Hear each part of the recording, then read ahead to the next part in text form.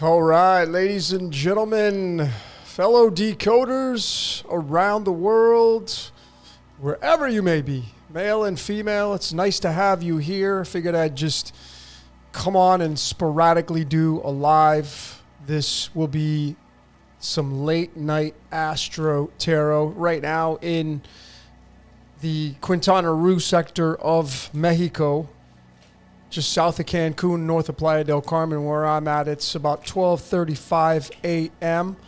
And this is what I'm doing at 12:35 a.m. I am decoding, or I am working on something astrological, or I am working on something with tarot, or the cards of illumination, or what have you. But this is how I spend my evenings, ladies and gentlemen. I am a night owl, and I normally don't go to bed till about 4 in the morning. It's just kind of the way my system is set. So if you're one of those people that are in that kind of club, well, I congratulate you, because it's not for everybody. But anyway, I had such great success with the let's talk about the tarot on the last one, and I just figured it would be great to come on here and start to do these more and more. These are going to move over to the Patreon. But I could probably continue to do these late night Astros. I don't really have a set system for this just yet, but the way this is going to work, ladies and gentlemen, is I'm going to go through all 13 zodiac signs. That will include Ophiuchus, and we're going to reference the tarot, and we're going to reference the astrological chart. I will be using the masteringthezodiac.com website, and I will be also using the stellarium-web.org for further analysis for the placements in the sky. So as I said last time, that when somebody comes up and says, "Hey Logan, what sign are you?" The answer that I say is, I'm all 12, but I would say even I'm all 13.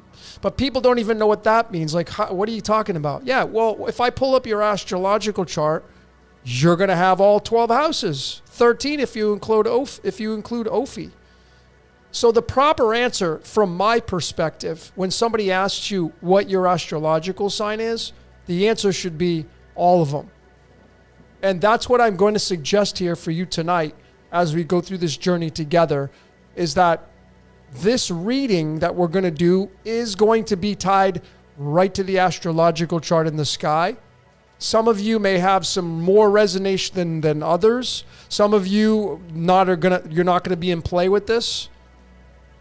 This is, I can't say this is gonna be exactly for you, but I can tell you that I got a lot of emails from people, you know who you are, about the last one I did last week and how valuable the information was. It wasn't from everybody, right? But there was a lot of you that sent over messages that were telling me how valuable the information was. It was exclusively for you. So, I'm going to say, of course, this is general, but I'm going to say, but this is for the matrix. This is a matrix read. What's going on with the energy of the astrological chart right now? Remembering that you're all of the zodiac signs. And therefore, we're going to go through each zodiac sign. The houses, not so much. I do have the astrological chart of the current moment right now, but that's going to change as we move through time. So the houses are not fixed, but the zodiac signs, they're not fixed, but right now, for all the celestials, they are. And the sun right now is just about ready to enter into the sign of Leo. It is right on that cusp of Leo. Now, a lot of you may follow tropical and be like, well, what do you mean? It's been in Leo. No, it hasn't. See, the rising sign of the sun, we typically look to the rising sign of the sun when the sun comes towards you on a flat earth map, whatever you want to fancy. Well, right now, the spring equinox on March 21st, March 22nd, the sun is not in Aries. So tropical just doesn't work in the mannerisms of the celestial positions. We can definitely check out the seasons and the logos in the sun. Yes, for sure. And sometimes when the sun is in two signs at one time, like it is right now, it's actually encompassing Cancer at the very tail end, and now it's moving into the sign of Leo. So it is going to play in both. It will be trailing with that Cancer energy. And remember that Cancer is ruled by the moon. So the honeymoon, right? The way you feel about things. The sun is like the spirit in the sky. And it is in the sign of Cancer/Leo right now. So it's moving into its default home sign. And, I want you to get the feeling of this where, consider that when you go on a long vacation and you just can't wait to get home, you're beat from travel, you've been gone a couple weeks, maybe a month, and you get home, you get to sleep in your own bed with your pillow, take a shower. That's how I think these celestials are to get the idea how they feel when they're home. And the sun is the owner of Hotel Leo. And I look at these zodiac signs as hotels. And when a celestial comes by and plops itself in one of these areas of the zodiac, it's now renting space from the landlord, and that landlord/boss in Leo is the sun, right? So that's how I look at that. So we can get really fun with this and playful instead of getting really serious, right? So welcome out, everybody. I have my second screen right here, and I'll be looking to my right in case you're wondering at your comments. And we're gonna have some fun with this. This is not going to be I went like over 3 hours. I'm not going to do that tonight, but I don't have a timer. Tonight I will be using, once again, the Radiant Rider Weight deck. Okay, this is like fits in a tin. I like this deck because it's like card size. It's easy to shuffle. And then my Cards of Illumination, my deck, is a bicycle deck, and it will be the Shadow Master deck. This is the one I'll be using. It's a black. I like black cards. Okay? So that's what we're going to be doing. They're going to look like that. Today's card is the Seven of Diamonds, August 6th, 2024. The Seven of Diamonds. And I'm going to show you that card and how it's going to play out for today. So if you're a fan of Sharon Jeffers, the great card reader, she's been plopping out video after video of the daily card. Well, the daily card for today is the Seven of Diamonds, the 33rd card in the deck, and that card is the 70/71st card in the tarot, which is the Seven of Pentacles, the Seven of Discs. And that card is all about observing your reality, figuring out exactly what to get rid of, what to keep, analyzing. The seven is the crown, so you're looking down below your life. So today, August 6th, and the 6 is family and home. So today is about observing your home environment, your family environment, your relationships, and figuring out what you got to get rid of. Maybe you have some kind of resentment towards a loved one. Maybe you need to analyze that a little bit and figure out if it's worth holding on to, right? The Seven of Diamonds. Seven meaning kind of completion in a way, right? So we're going to get into that, and that's going to be coupled with the Nine of Hearts, the Master Spirit card for the Seven of Diamonds. The Nine of Hearts is a Venus-Saturn card, as is the Seven of Diamonds, and that card is a card called Pandora's Box. So let me pull out these tarot cards and show you what we're going to be working with today. If you're watching this today, right now, on the fly, right? Pandora's Box. And Pandora's Box, of course, is a card of happy manifestations in a way, but also the shit show. right? The Nine of Cups, the Nine of Hearts, is the card that's coupled with the Seven of Pentacles. Here they are right here in the tarot. These two. This is the card, this is the energy that we're dealing with for today, August 6th. So on the right-hand side, you have the Nine of Cups, wish fulfillment, right? All the blessings, the Venus energy. But on the left is kind of the co-partner, the Saturn card, time. It's time observing itself. Like, okay, I've collected over to the right. I have my wish fulfillment.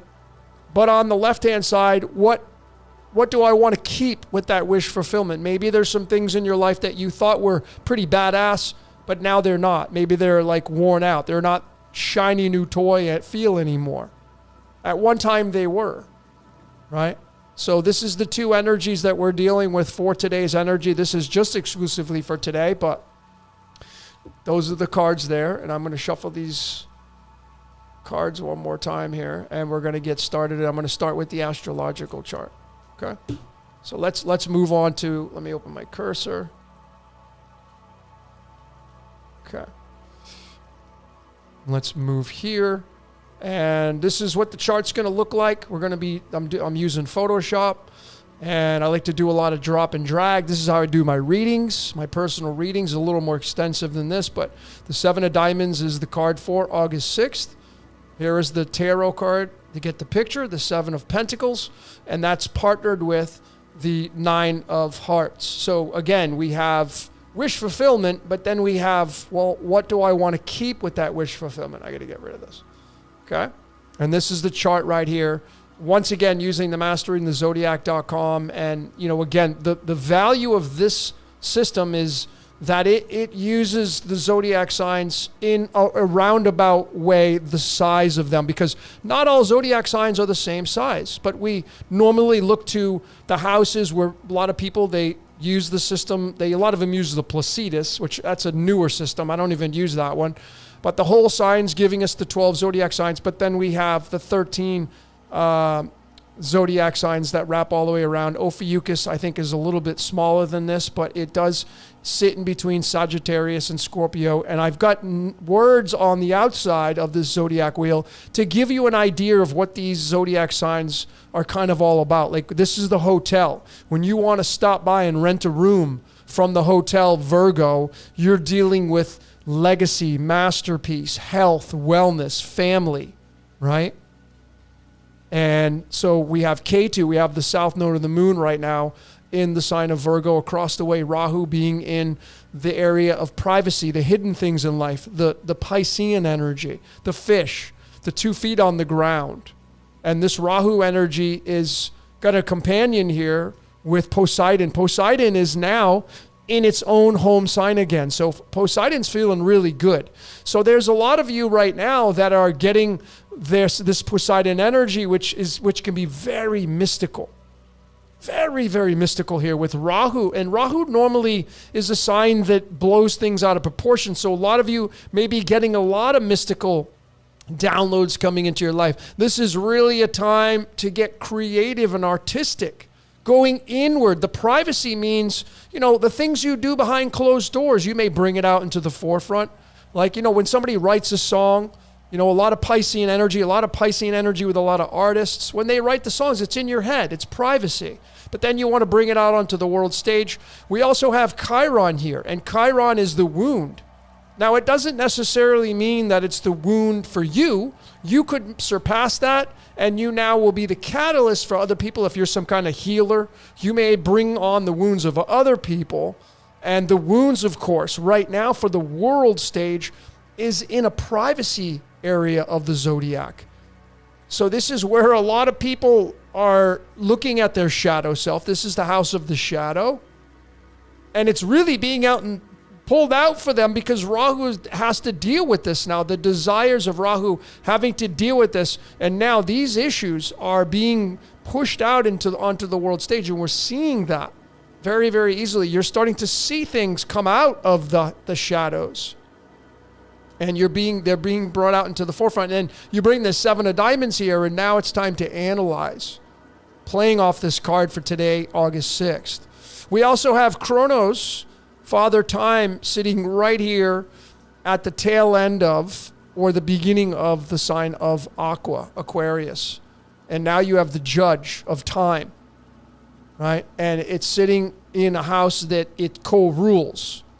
So we have Kronos, the very cold, distant, aloof kind of energy, but very dominant, very justifiable, that energy. And now it's time to talk about, this is a social house, a social hotel. So when you get out there, this is not a time to bullshit people. Aquarius is an air sign. Talk, talk, talk, talk, talk. Well, Kronos is here. If you're playing this right, Kronos doesn't have time for lies and deceit.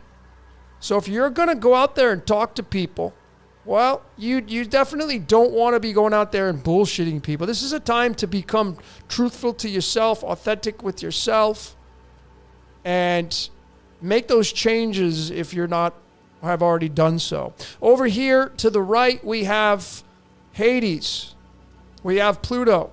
We have, I think, and this is even Prometheus, I think, but Hades right there, they have it labeled in the sign of Sagittarius. If I go to the astrological map here in Stellarium to fact check this, we plug in Pluto, and you can see how Pluto is right kind of in between Sagittarius and Capricorn. You hear a lot of people on the world stage, oh, Pluto's in Aquarius. No, it's not. Nope, it's in the sign.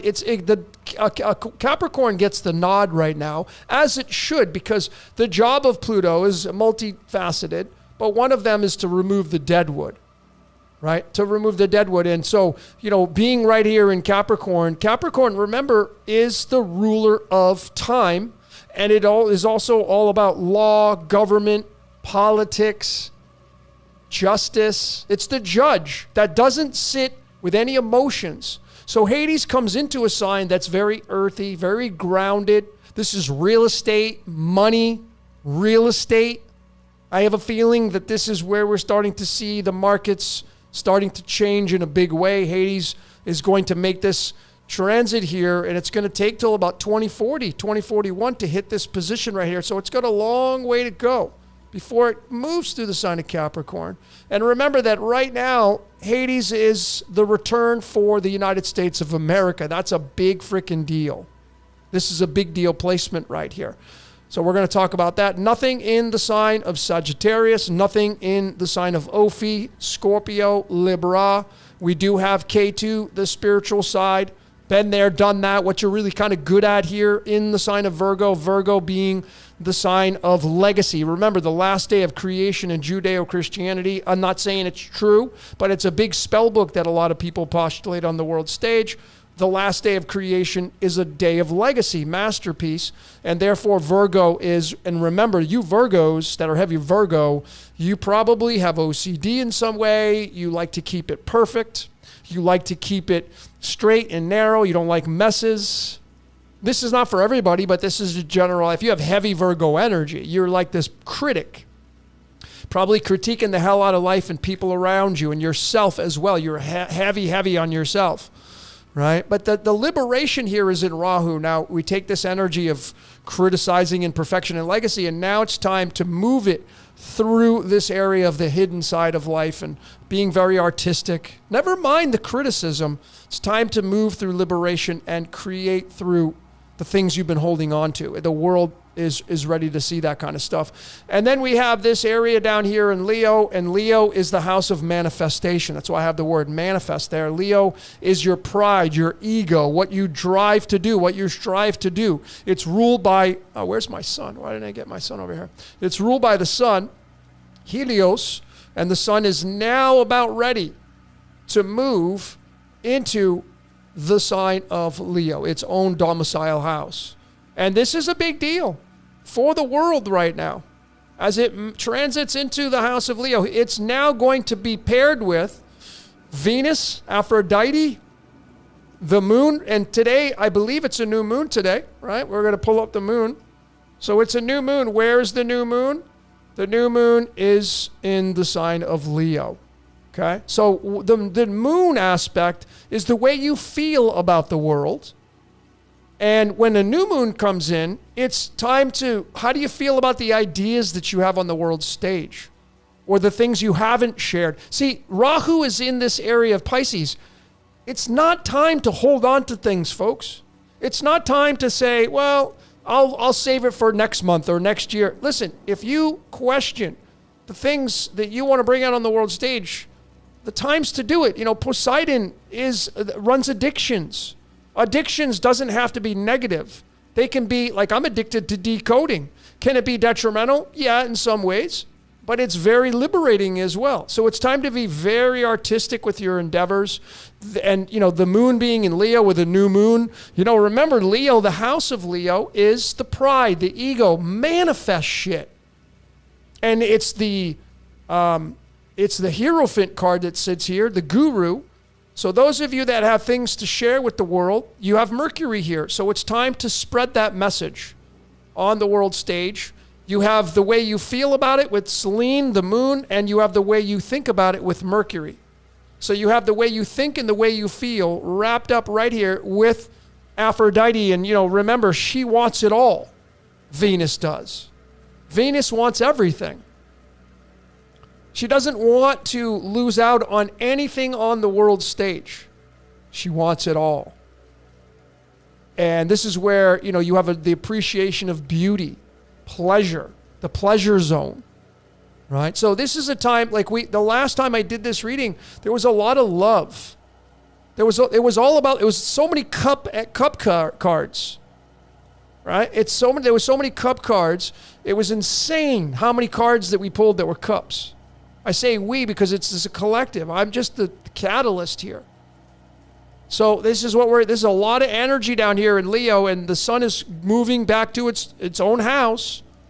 The boss gets to go home, and, you know, the way you feel about it. This is fire. You're moving into if you're in the northern hemisphere, you're in an area of expansion. Leo is when you take your clothes off and party. It's summertime. Right? So this is about expansion. This is not a time to go within and contract. If you're in the southern hemisphere, that's different. If you're in the New Zealand, Australia areas, well, maybe it's time for you to contract. Maybe it's really cold out right now. You're going in, you're trying to get warm, a nice cup of tea. So now it's going to be a little different, right? There's going to be a little different energy here with this cluster of celestial activity. And these are all Olympians.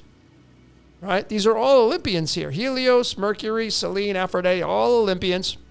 I got Sirius here. Sirius sits about 20 degrees Gemini, right? And it always sits there. And it's Gemini, of course, is ruled by Mercury. So Mercury here is in Leo. And again, the world wants to hear your voice, folks. Mercury wants to talk to the world. So if you want to manifest something, closed mouths don't get fed. It's your time to talk. Okay? Quit beating around the bush. Right? If you feel a strong urge to go do something and you want to talk about it, it's time to do it. There's a lot of love here. So this is a time to talk to your partner. The moon means honeymoon. So this is a time, maybe you want to get on one knee. Maybe you want to tell that person you love them. And you're just afraid to do it because, I know you got to let her or him do it first. Because now they have one up on you if you say it first. So this is a time to get courageous about the things you want to manifest in life. Okay? And over here, the last position, and then we're going to pull some tarot cards, we have some energy in the Taurian, and this is more Venus, because Venus, Aphrodite, remember, she's the landlord of this house. The hotel Taurus is an Aphrodite. Taurus energy loves money. You Taurians, man, this is security. This is possessions. And that's okay. It's okay if some of you want to be rich. And that's what your code called for. It's okay. It doesn't, like somebody says, you shouldn't be doing that. Well, you shouldn't be doing it. Don't tell me I shouldn't be doing it. How do you feel about it? Right? So Aphrodite being in the background here, Hotel Aphrodite, we have the mighty Zeus here, the biggest Olympian, and Jupiter's job is to expand. It's quite and simple. Jupiter is designed to expand this reality. Zeus. right? So when it's in the sign of Taurus, well, what do you think he wants to? He comes in here and he's like, well, what can I do here, Aphrodite? And she's like, well, Zeus, I'm glad you asked. See, I like all the luxuries in life. I like to feel good. I like the silk sheets. I like the expensive cars. I like the hot women, the hot dudes, right? So if you're going to expand, we got to do it through those layers that I just explained to you. And of course, you also have the powerful Mars, and Mars in Taurus driving for Zeus, like you're driving life, your testosterone, Mars. And so now there's a lot of love and romance and dating, and like there's a lot of that right now. And I don't know, because I'm not out on the world stage doing this stuff, but this is what the chart calls for. So those of you, that you want to act upon the Mars energy, Mars in the sign of Taurus, it now moves towards those possessions. It wants those possessions. The challenge will be, do you need them? I was out today at the mall, which I barely ever do, and I was like, oh, those sneakers look amazing, and I don't need them. But the energy Mars is like, go get them, go get them, go get them. But I don't need them, right? So I'm like this thing in my mind. And is this the free will where you resist the temptation, right? Because remember, Zeus wants to expand your possessions. That's what it's doing here. And Mars behind that with the drive, woo! This is a very aggressive move towards possessions. And then finally we get the primordial of Uranus. And Uranus is the outlaw. And Uranus coming into Taurus, well, now there are no rules with the possessions here, right? There are no rules with the possessions here. Uranus comes in, and there's unusual aspects with the possessions. And there's unusual layers and changes in fortune. Some of you could lose it all. Some of you could gain a lot, because Uranus is eccentric. It doesn't follow any of the rules of the Olympians or Titans. So it's like anything goes here. And this is a reminder, ladies and gentlemen, to not be attached to your possessions. See, Aphrodite wants you to get attached and then have an emotional reaction when you lose it. But it was never yours to begin with. So I feel that the way to play this game the right way, if our energy is being harvested through our emotions, is to not get emotional when you lose something that was never yours. Because this is an area of, especially money. Some of you may have to file bankruptcy right now, and you don't want to, right? I don't know. I don't know what's going on in your personal life. But Uranus comes in here, and there's kind of no rules. Now this layer of like no rules here, baby, because I'm here. And I don't follow the Titan or Olympian rules. Even Zeus, because Zeus is the grandson, right? Zeus is the grandson of Uranus. So when Uranus comes into a sign, well, it has to kind of abide by the landlord. In this case, it's Aphrodite, but the love is very quirky. It's very eccentric. Some of you could go really crazy on the love spells. Some of you could get, and this, Uranus ruling air and Aquarius. And so, like, if you're going to be lovey-dovey with whoever you're hanging out with, well, like, go off the wall, get a little crazy, go eccentric. It's okay. Uranus, it likes that kind of energy. If that's something that you're all about, right? So that's the chart. That's the chart. We're going to reference this, and we're gonna continue to look at stellium. The sun, there it is, and this is not exact, but it's right there at the tail end of Cancer, and now it's about ready to join forces with Venus and the moon. When you move this forward on the days, you're going to see the sun start to move. It tries to catch Venus. Venus is very quick, but there it is lined up with Mercury, its best buddy, on the 19th, right? This will be kind of a combust, as they call it, where they're right on top of one another. And, the 19th is the sun card in the tarot. But the sun trying to catch Venus, right? It's very, very interesting. So there's the zodiac signs, ladies and gentlemen, and what's in the zodiac signs. And remember, there's Saturn right there in the sign of Aquarius. And remember that Pluto is right here. And it's going to be moving through Capricorn. That's where we're going to start to see justice and law and government and all this stuff starting to move out and some new changes come in. Okay? All right. So let's go back. And what I'm going to do is I'm going to pull one tarot card. I'm going to simplify this because I don't want to be here for 3 hours. One tarot card for each sign. And then I'm going to pull one card from the cards of illumination to kind of give an indicator of what that tarot card is. Okay? All right, so let's start with, whoops, why did that change? All right, this is a no, well, let me see, hold on, ladies and gentlemen. Why did my Pisces change over? Okay, well, whatever. Let me just change this. I don't know why it didn't change over. Maybe I didn't change it. I didn't change it over. Okay. I'm going to start with Pisces, reminding you that in the fish's house, we have Chiron the wound, Rahu, the demon, meaning the desire, the total desire, and then we have Poseidon back home again with addictions. So and I've been studying this, like, I got this big deco coming out, Zombieland on Wednesday. Oh my, all I've been doing is watching people that are drug addicts and what's going on the world stage. It's all coming to, it's getting gnarly out there. Poseidon back into its home, Pisces, the hidden things going inward, the shadow. This is what we're seeing. We're seeing a massive surge of all these drugs coming in like crazy, like never before. Well, welcome to the Chiron wound in the 12th house, the hidden, the shadow side. People having to reflect on that, going inward. It's like hide away, go inside. No one knows what I'm doing. A lot of addicts not wanting anybody to see what's going on. Poseidon, addictions, and Rahu together with that conjunct.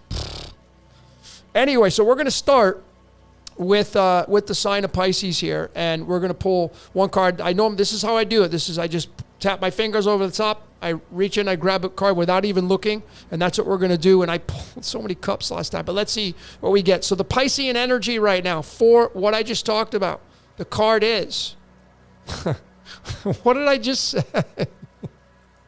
Wow. Bam, the devil card, man. What was I just talking about, folks? The amount of videos, if you go watch my YouTube feed, the amount of videos I've been watching on drug addicts and this surge of fentanyl and xylazine and the zombie apocalypse, it's all going on right now. This card is the head of the snake. Card 15. The head of the snake.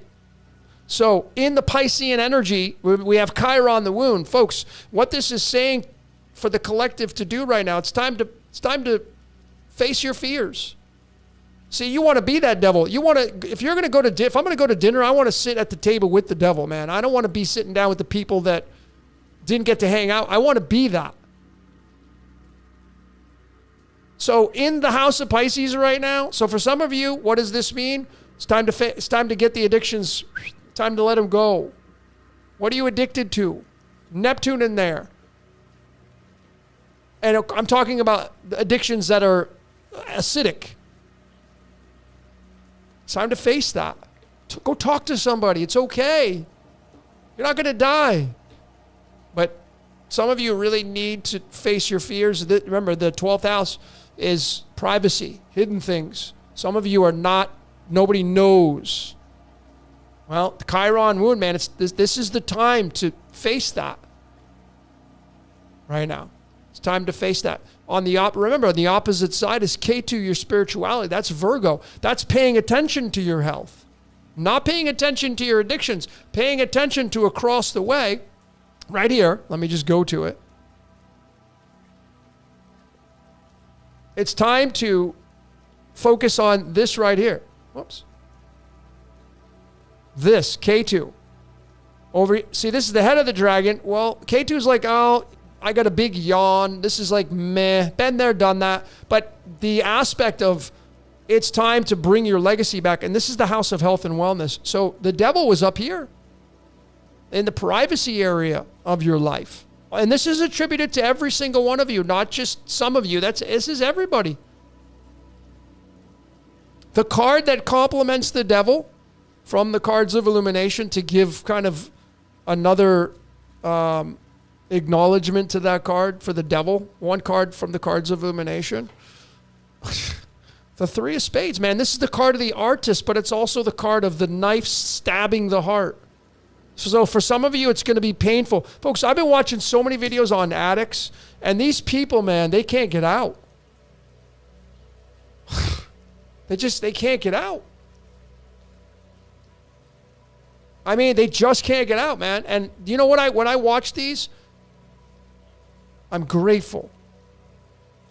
Why am I grateful? Because I didn't get that. I didn't get that, what they got. Makes me grateful. Yeah, I get emotional towards it in some way, but it's not time to judge people. It's time to help people, always, but not to judge them. And be grateful. When you watch that nasty stuff, be grateful that your ass is not there in the streets. And you got what they got. So, folks, do you want to end up there? Some of you are maybe on the brink because you have not mastered this card. This is ego, service to self. Now, if that isn't a part of you, if that has no relevance to what I just talked about, maybe it's time for you to move towards an addiction that will help you in life. And when I say addiction, I'm not talking about the acidic. I'm talking about the ones that are from the heart space, the things that you love, that you just are afraid to do. The things you're afraid to bring out because like, oh, it's not going to be good enough. Man, freaking Poseidon's right there, man. He's like, let's do this. Well, for some of you, it's time to focus on service to self. Focus on you because you've been paying too much attention to everybody else.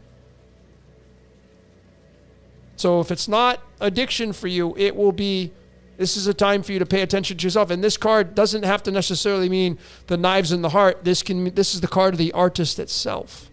This card is the card of the Truman Show. And what is the Truman Show? Walking away from the addiction of Sea Haven Island. Walking away from addiction, being addicted to like non-control. Some of you may have to walk away from something that's controlling you. Could be a husband, wife, boyfriend, girlfriend relationship, but this is a card of the artist. It's time to get artistic. This is also the card of Frank Wupperman, who played the Wizard of Oz. So the Wizard of Oz in this case is that. And sometimes you have to be this because you're too much service to others. So it's going to go either way for some of you. And it'll go some other ways for others of you. All right. Let me shuffle these tarot cards, and now we're going to move on to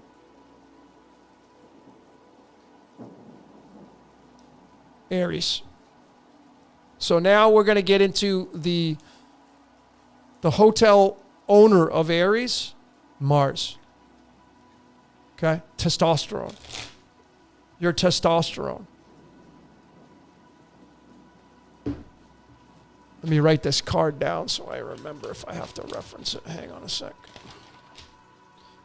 So Pisces, Devil, Three of Spades. Okay. So Aries, remember the transition of war, and that is your drive, your masculine energy. Mars. Remember that Mars right now is in the sign of Taurus. So it picks up an energy of Venus. And that's why I was saying there's like love here in the charts. Those of you that resonate with the love aspect. Mars in the hotel of Venus. There's a lot of love here going on. And maybe you just need to be loving towards somebody instead of hateful or vengeful or resentful or whatever, right? Maybe you're holding on to something that somebody else needs more than you do, but you're just being a stickler about it. All right. So let's talk about Aries. We're going to pull one card for Aries energy. And we have the Ten of Cups. This is the 46 card in the deck, 45/46. This is like God's kingdom right here, right? This is the happy rainbow bridge. This is the Ten of Hearts. Card number 10. This represents the binary system. This represents beta. This represents duality. Being in there. This is when everything's great and grandiose and beautiful and amazing. So this right here sits in the sign of Aries. And right now, there is absolutely nothing inside the sign of Aries right now. Aries is free and clear. But remember, Aries, the word for Aries is desire. So now we have the 10 of Cups coming in here, and this means happy home, paradise. The desire, Aries, to move towards this paradise. How would you do that? Well, following the trail of the Devil card, getting rid of addictions that are acidic. If that's what's going on for you. Having the courage to do that. The time is right now. And remember, Mars is in the sign of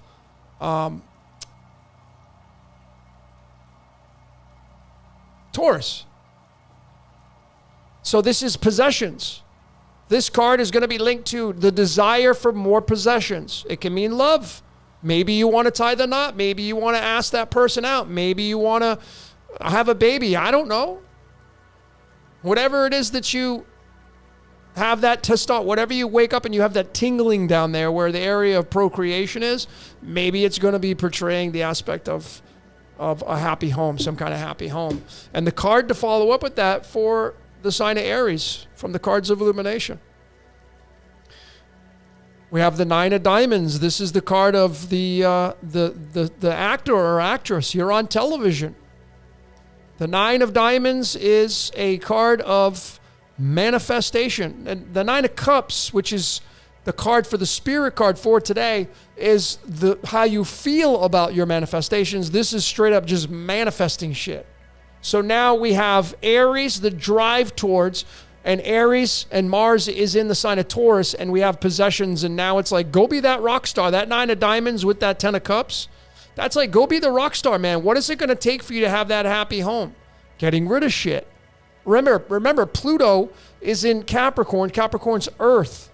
So it's time to do some major cleaning in your reality because, like I said this last time, Bruce Lee says, I can't give you what I got because you got too much of what you got. So in order to, maybe some of you, you walk in, how clean is your house? You know, like, are you ready to have a relationship? Are you, like, do you have to, like, could you invite anybody over to your house right now? Like, how do you look? How do you feel? Like, do you feel like $1 million? Like, this is what this energy is all about here. All right, so that's the Aries energy. Let me just write this down. Aries, Ten of Cups, Nine of Diamonds. Okay.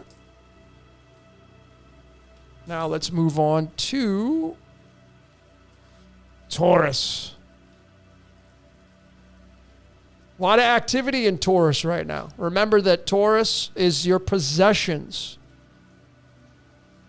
See, Aries is like the seed planter, Mars, like going to get it, saying, I'll go plant the seed. And then Taurus comes in behind Aries, which is the ox in Chinese, and is like, let me go plow those fields and prepare everything so we can get it all cultivated. Taurus energy is very slow moving, stubborn, because it's a big animal. It represents the stock market because that's the mascot for the New York Stock Exchange. It's picked for a reason. It was actually created in the month of May, which is an I think it was created in Aries, but they have the bull. And we have a lot of energy. I'm just going to go to the chart and remind all of you. The energy here. What are going on here?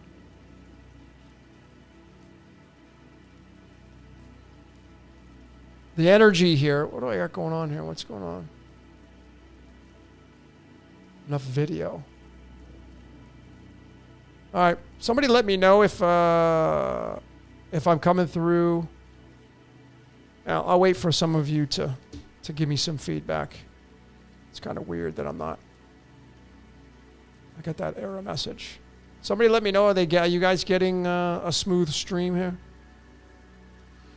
All right, anyway, so now let's get into the Taurian energy, and let's talk about this Taurus energy here, which we've already gone over. Uranus, the primordial, being very eccentric with the way you have in your possessions.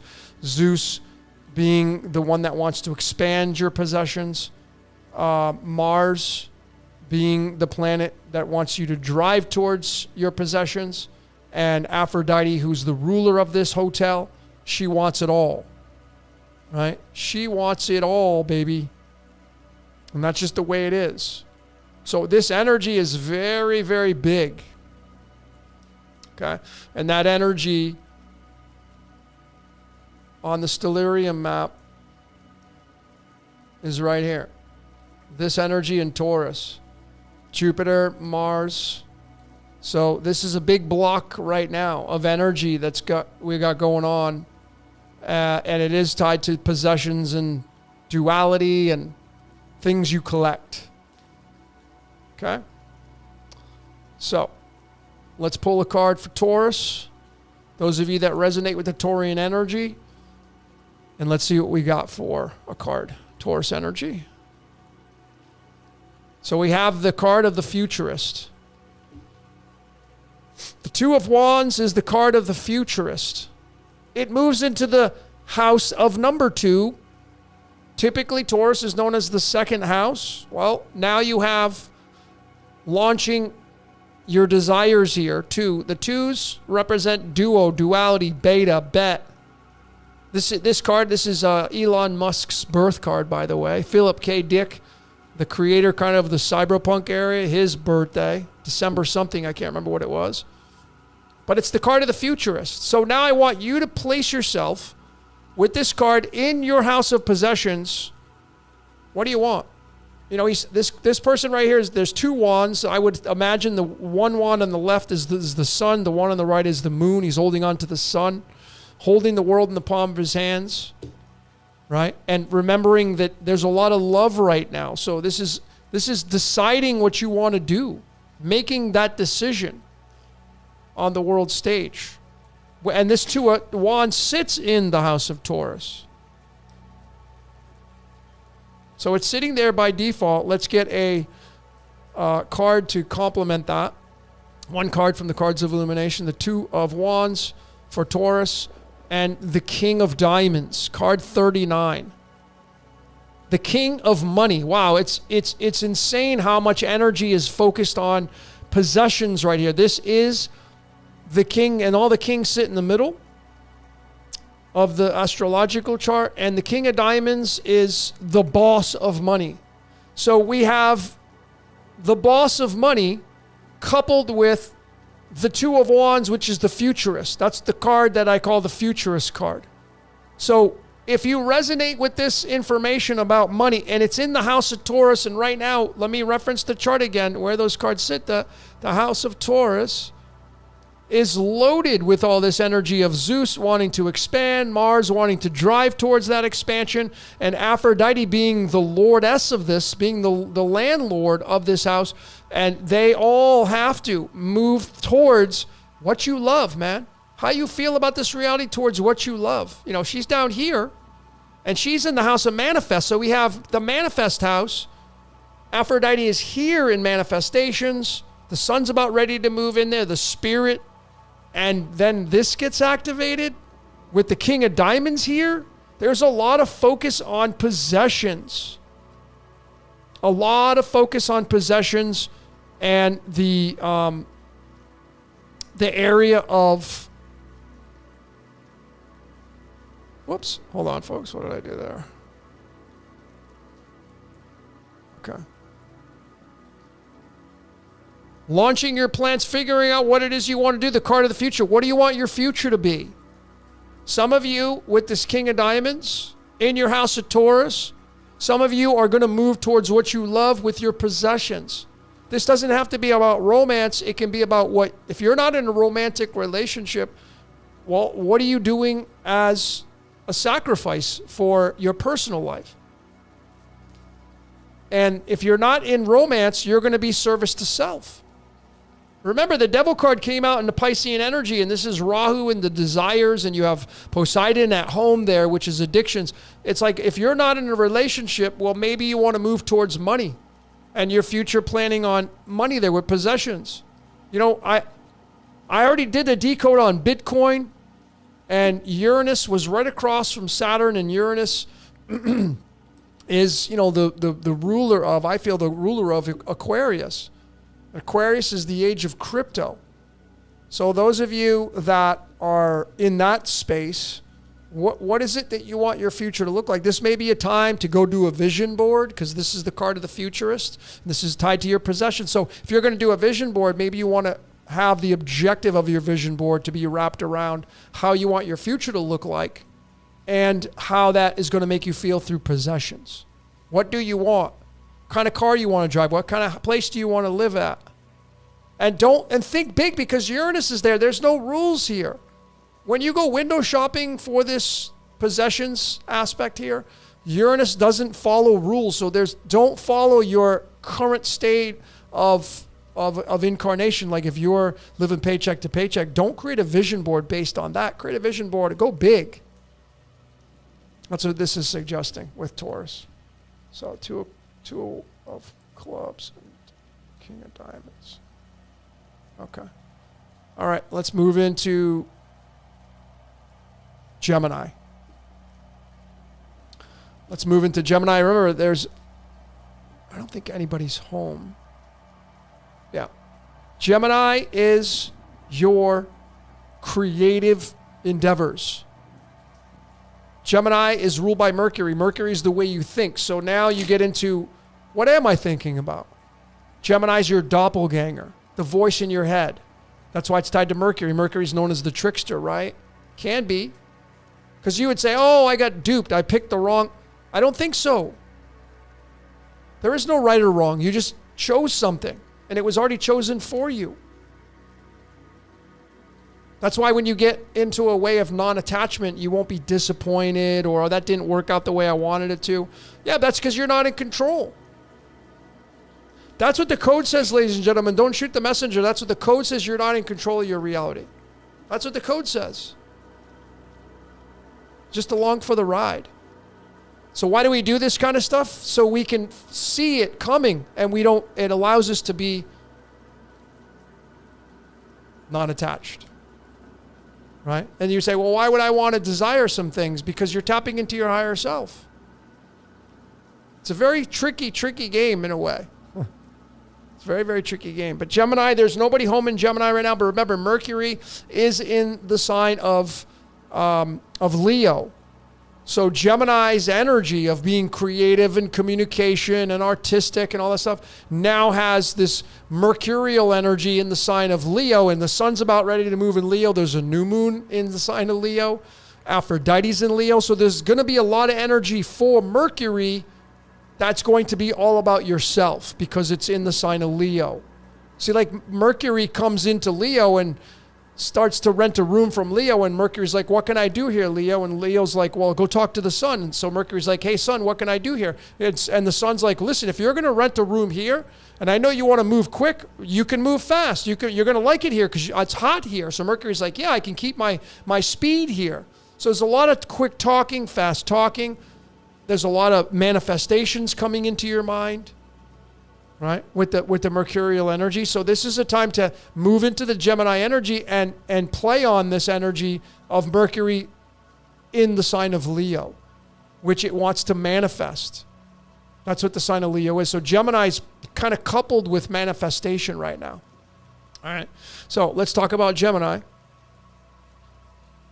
And we're going to get into the High Priestess. We now have a major arcana card. This High Priestess card typically is in the sign of Taurus, but it also can be in the sign of Aries, right? Both of those signs have horns. The two Boaz and Yachin can be the two horns. And the High Priestess is kind of the oracle. So now we have, and this is in the sign of Gemini now, right? The High Priestess moves into the energy of Gemini, and Gemini takes on the energy of the High Priestess. So those of you that want to get creative, you want to talk, remember, the Mercury's being influenced by Leo. So there's a lot of fire here. There's a new moon, the way you feel about it, the way you think about it. Well, now it's time to tap into the high priestess, time to go within. If you're going to put something out onto the world stage, it's time to really go within, go real deep with the oracle and the high priestess here. And let's get a card of illumination to pair with that high priestess for the sign of Gemini. We have the Jack of Clubs, card number 24. The Jack of Clubs is the Knight of Wands, this is tied to the moon. It's also tied to the house of Aquarius.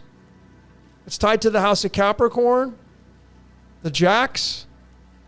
So a lot of this stuff, this is the way this is a fire, air card, the Jack. This Jack is very, very quick. The Knight of Wands, which is what this turns into in the tarot. The horse is on its hind legs. It's in full battle gear. This is you really thinking about it. Remember, it's in the sign of Mercury with the way you think.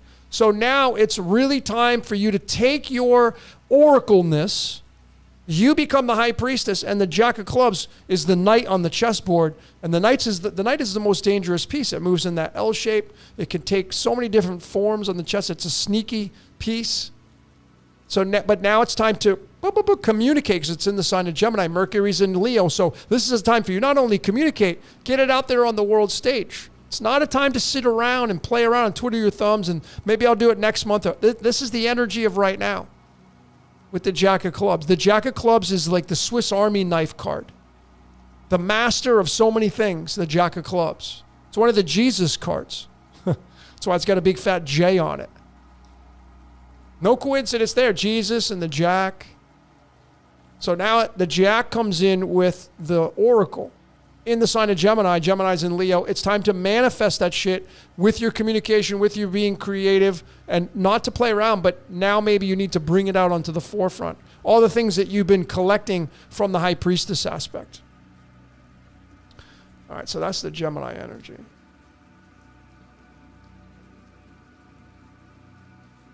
Okay, so we're going to move into Cancer. Cancer. Shuffle these. We're going to move into Cancer now.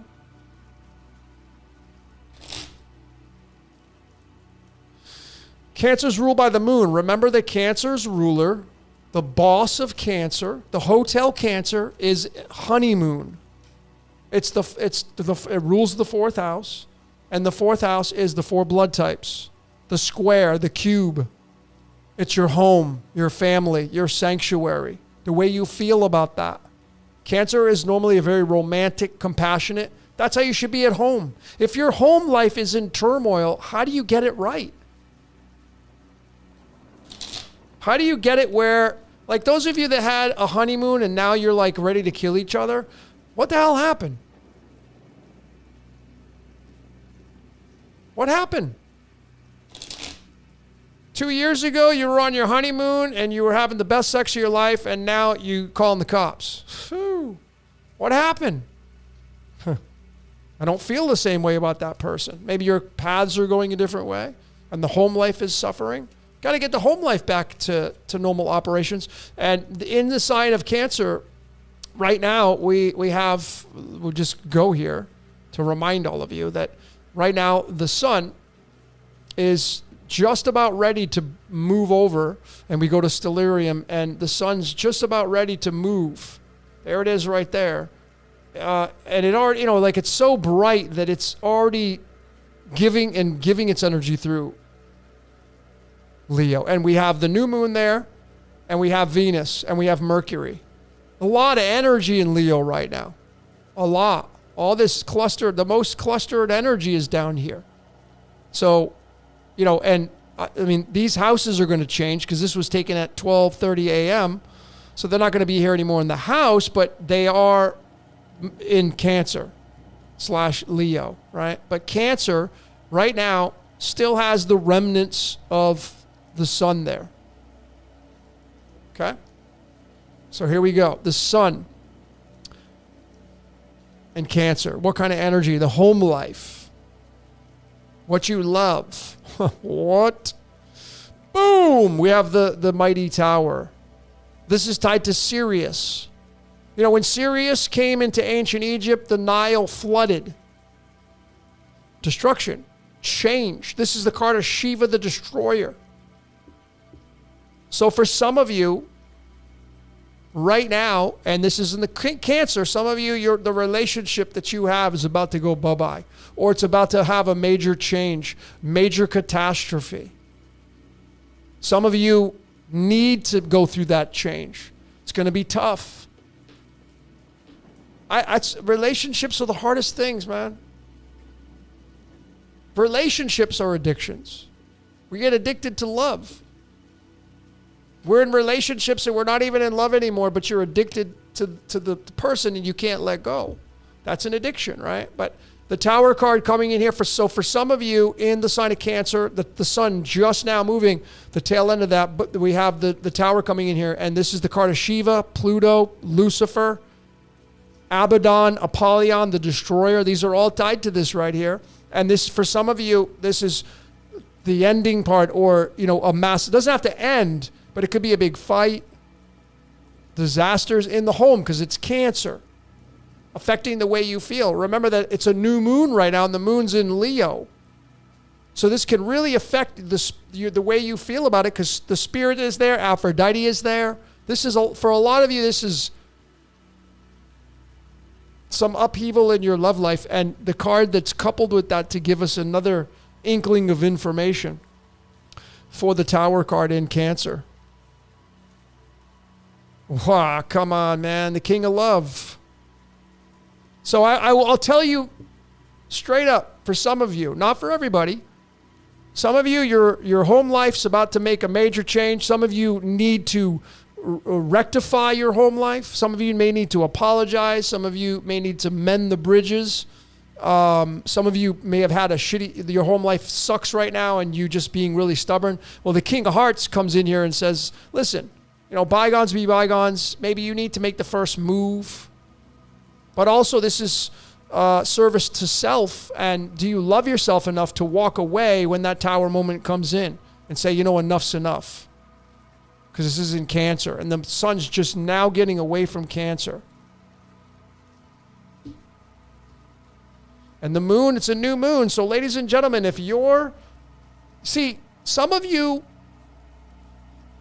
your code is going to call for you removing yourself from that relationship with that Tower, because what's waiting on the other side is another relationship that will be kind of that King of Hearts energy, the King of Love.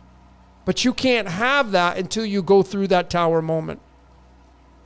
And it doesn't have to be love. It can be, a family member, a friend. Someone may live with you. Do you love yourself enough to go through that Shiva moment? And it's a new moon, so new things, new beginnings. You gotta make room for the new. So Tower, King of Hearts. All right, now we're going to move into the sign of Leo.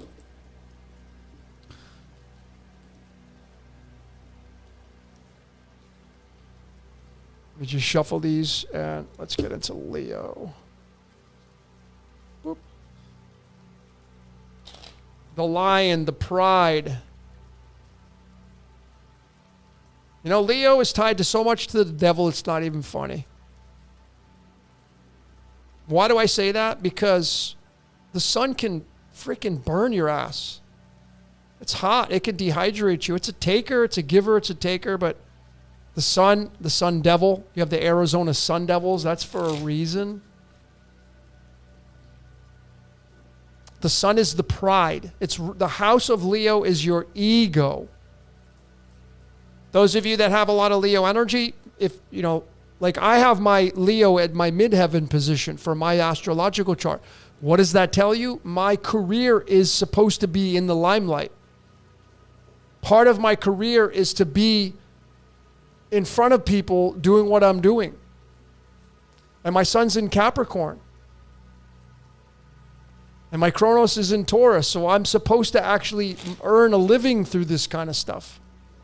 Saturn being in Taurus, my possessions, my midheaven is Leo, and my sun is in Capricorn, which is money in my fourth house. So that's how you kind of read the astrological charts. What's in your midheaven position? But the 5th house is your 5 fingers, 5 toes, 5 senses. It's spirit into matter. It's the Hierophant card in the tarot, which means the guru. The sun becomes the guru as it incarnates into being a human being. Okay? So right now,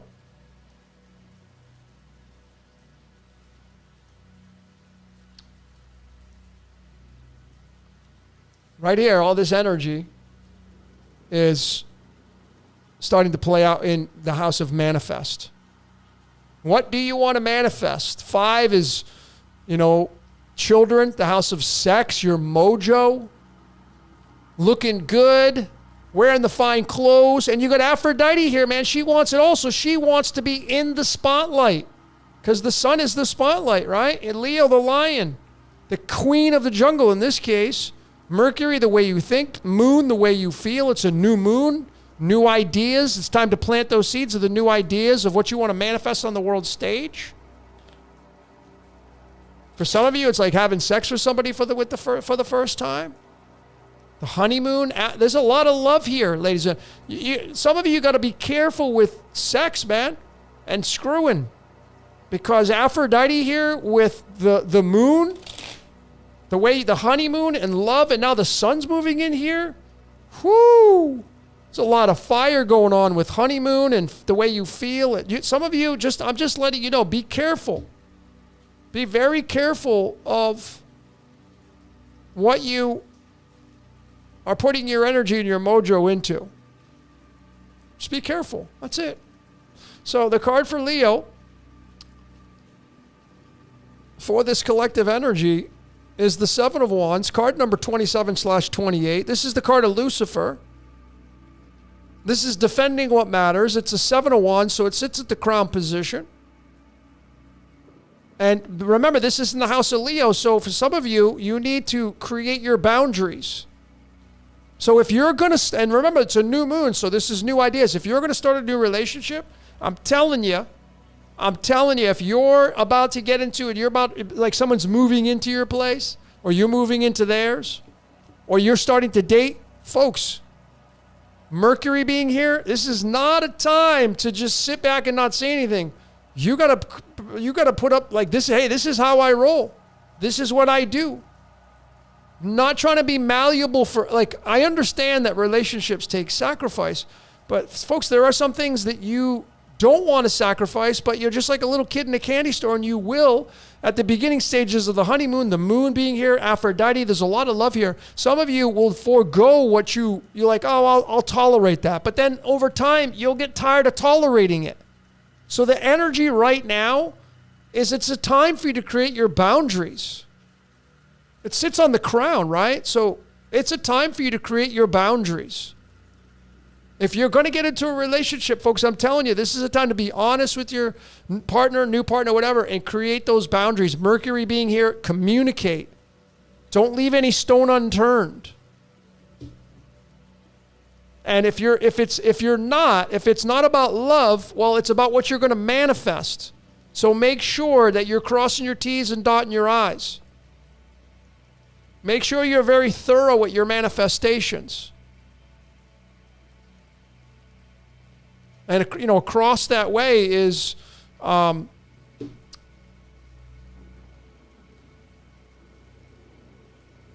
have Kronos here, partly, right?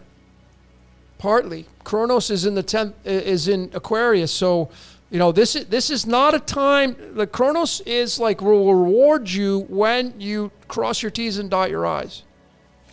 Getting a ringing in my ear right now.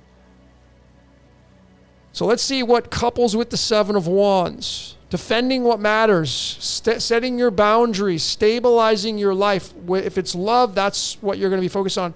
And the card that complements that, another 3 of Spades. So folks, this could mean right here, if you don't set your boundaries, you're going to have heartbreak. You're going to experience heartbreak if you don't. Some of you do that. Like some of you are finally tired of it, and I'm like, man, listen, I'm not backing down. I'm not doing that anymore. You may experience some heartbreak.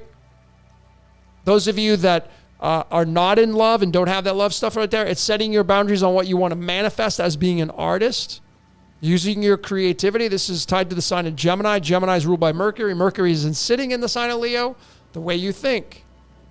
So, be very cautious. Remember, Kronos is across the way from that 4th house where all that energy is.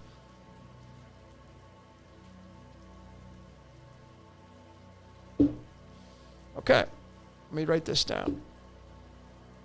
7 of Wands. 3 of Spades. Okay. Time to move on to Virgo. Virgo being ruled by Mercury. Virgo is ruled by the way you think. Think about that. The last day of creation tied to Virgo the Virgin in so many different ways, and it's tied to the way you think. On the Lover's card in the tarot, there's a big fat snake on the tree next to Eve. It's so funny. And then the Devil card is the 15th card, which you reduce that down, and it's tied to the number 6. So Virgo, those of you that have a lot of Virgo energy, it's an earth sign ruled by Mercury, the way you think. A lot of you are big critics in your own life and other people's lives. A lot of you don't say what's on your mind, but you think it. And then, are you being authentic with yourself, with other people when you say one thing, but you really have something else on your mind? All right, let's go Virgo. Virgo energy, those of you that are Virgos. Heavy Virgo energy. Well, we got the Death card. So let me go to the house of Virgo.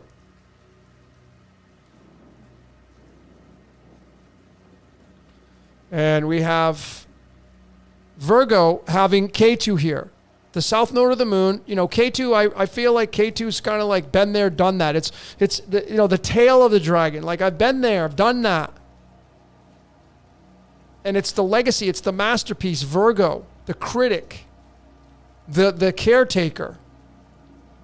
This may be, it's time to maybe pay attention to your health and wellness.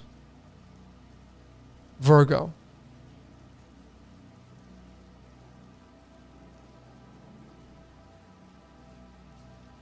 This is in the 6th zodiac sign, you Virgos. And remember, let's identify. All of you are Virgo. I'm a Virgo. You're all part of the zodiac team. Not just, I have my sun in Capricorn. That's what my sun is. No, I have Virgo energy too. For sure. So this is playing out on the collective right now, and it's the Death card. And death makes room for the new that's coming in. So this is in Virgo. So for some of you, family, something has to die. For some of you, your health, maybe your health sucks and you're not paying attention to it. And you keep putting it off and putting it off and putting it off. Well, you know what? It's like a cavity. I like to tell people, it's like you get a cavity, you feel it, and you're like, I got to call the dentist. And then you wake up one day and you don't feel it anymore. And you're like, it was nothing. And then it comes back and a little twinge. Maybe you take an Advil or Tylenol. And you put it off, put it off, put it off. And next thing you know, you wake up and you have an abscess on your face. Or you have to get a root canal. Or you got to pull the tooth.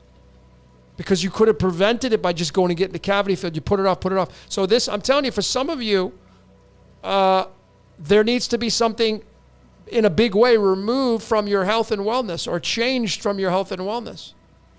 Some of you, the change of that, and the 6th house of Virgo is family as well. So for some, we had the Tower card in the sign of Cancer. So Cancer, Virgo, the way you feel about it, and then tied to the honeymoon and the Death card. Let's see what we get for the cards of illumination. The Death card for Virgo.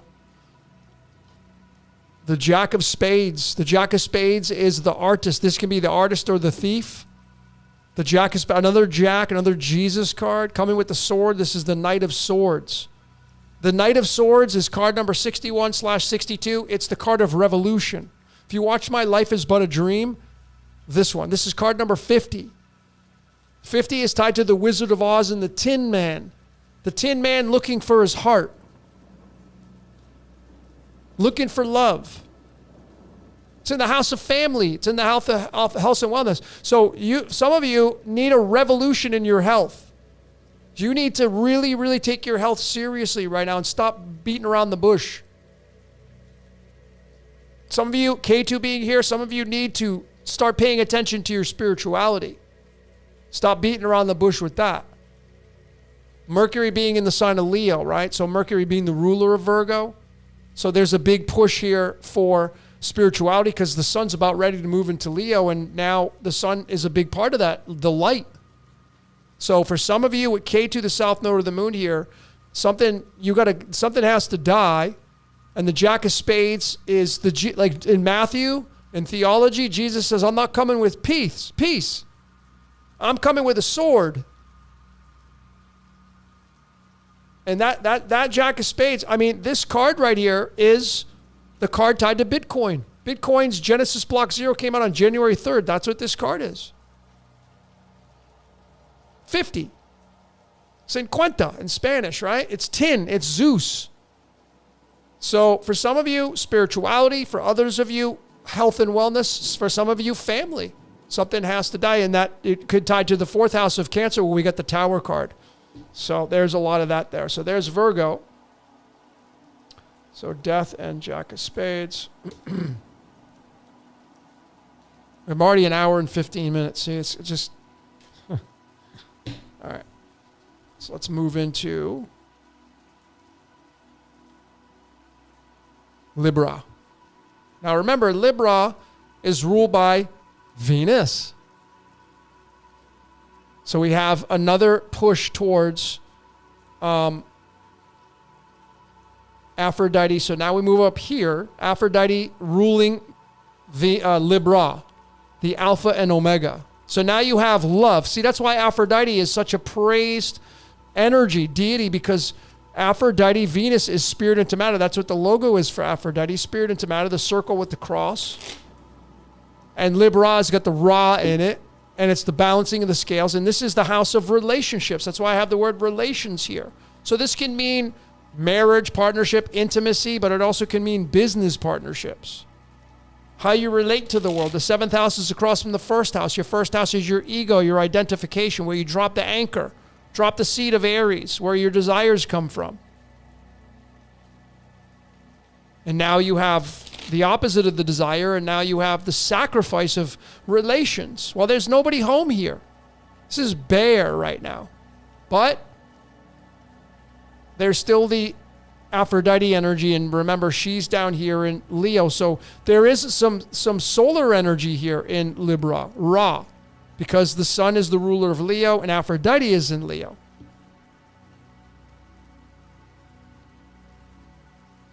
Okay. So let's get Libra's energy, balancing the scales. This is where the Chariot card sits. The Chariot is the sun moving across the sky. Ra. Ra, radium, 88. 88 is 16 and 7. So here's Libra energy. And we have the king. We have the emperor, card number 4. Naturally sits in the house of Cancer and Gemini, depending on how you look at the astrological chart. The emperor is the king on the chessboard. The piece you got to put in checkmate. The king of the castle.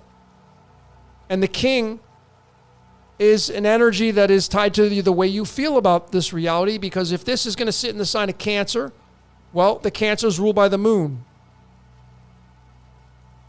So now you have the king of the castle, king of your home, being, if you're a single parent, male or female, you're still good. Everybody's the king.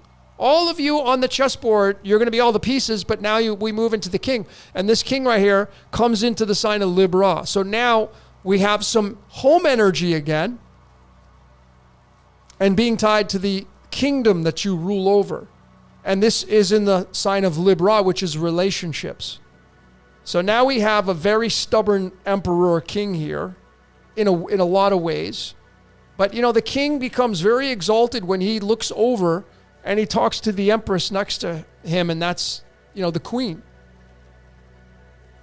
And the queen is really the queen bee. The queens are really what runs this matrix. The kings oversee it. The queens are the creators of the simulation, the matrix. the queens. One half of the I am, that's the queens. Okay? So the card that couples with the Emperor that sits in the house of Libra, ruled by Aphrodite, who's sitting in the house of Leo. Wow, we have another King of Diamonds, card number 39.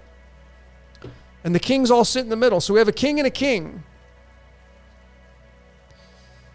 Some of you may be going through a breakup. You may have to separate your shit, your personal possessions. Some of you going through a divorce and you're fighting over possessions. You may have children and you got split up the times. This is in your house of partnerships. Some of you may be going through a dissolvement of a company because the King of Diamonds is the card of money and the boss of money, but it's also this King of Diamonds is tied to Apollyon and Abaddon in theology, which is the destroyer of money. So some of you may have to go through bankruptcy with a business partnership. And you remember, Aphrodite's in the house of Leo, and Leo is manifestations. So for some of you, if it's not where you have to give up something, maybe you're going to come in possession of something. Maybe you're going to win a court battle with these two cards. All right, so that was Libra,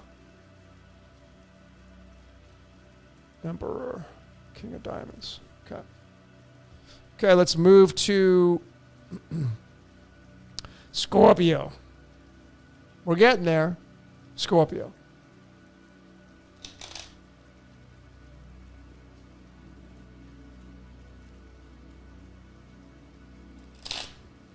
Scorpio is the 8th/9th house of the Zodiac.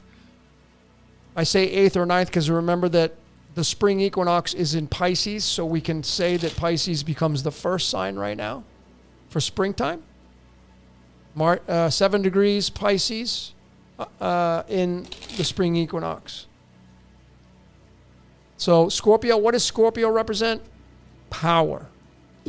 Scorpio represents sexuality. Scorpio represents the esoteric. Scorpio represents the mysteries and hidden things in life. It represents true detective. It represents crime and drama and mystery. Serial killers. So let's take a look at Scorpio. Well, Scorpio up here, there's nobody home, nobody here, but it does share energy with Ophiuchus. So when I go to the stellarium, and we come up here, you'll see this right here is Ophiuchus, right? And the leg kind of just goes over the ecliptic, this star. And there's other ones here, but it's literally sharing space with Scorpio. So those of you that represent or you feel Ophiuchus is your sign, it's gonna have a lot of remnants of Scorpio, a lot, right? But it also will play out with Sagittarius as well. But Scorpio is a sign of sexuality, power. Power is the big one. Scorpio represents power. The Scorpion is a powerhouse. Okay? So let's talk about Scorpio. So let's get a Scorpio card, and the Scorpio card is the 6 of Pentacles, the 6 of Discs. The 6 of Diamonds, card 32, Game Master.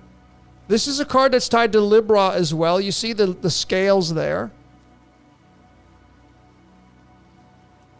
The 6 of Pentacles. This 6 of Pentacles sits in the house of Virgo and Libra.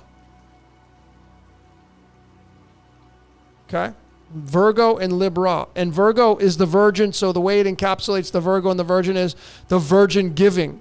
The Virgin constantly giving. The Virgo, the Virgin. That's why Virgos are heavily cosmic mothers and fathers. Caretakers, service to others. If you got a lot of heavy Virgo energy, it's an earth sign. It's ruled by Mercury in the way you think. It's a lot of service to others. This is what this card is, service to others. Looking for the handout, right? Gimme, gimme, gimme. Someone's got to give it to you. So it's in the sign of Scorpio. Scorpio is ruled by Pluto and Mars. Remember, Mars is in the sign of Taurus, possessions. So the power with the Six of Diamonds, some of you, the power will be in giving to people. And since it's through the sign of Scorpio, Scorpio represents maybe you need to uncover something for somebody. Maybe you need to share something with somebody that would help them out. And you'll get rewarded for it because across from Scorpio is Taurus, and Taurus is stacked with a lot of possession. Zeus is there, Mars is there. A lot of energy towards possessions and love. The Six of Diamonds. Now let's see what this card's coupled with for the Scorpio energy.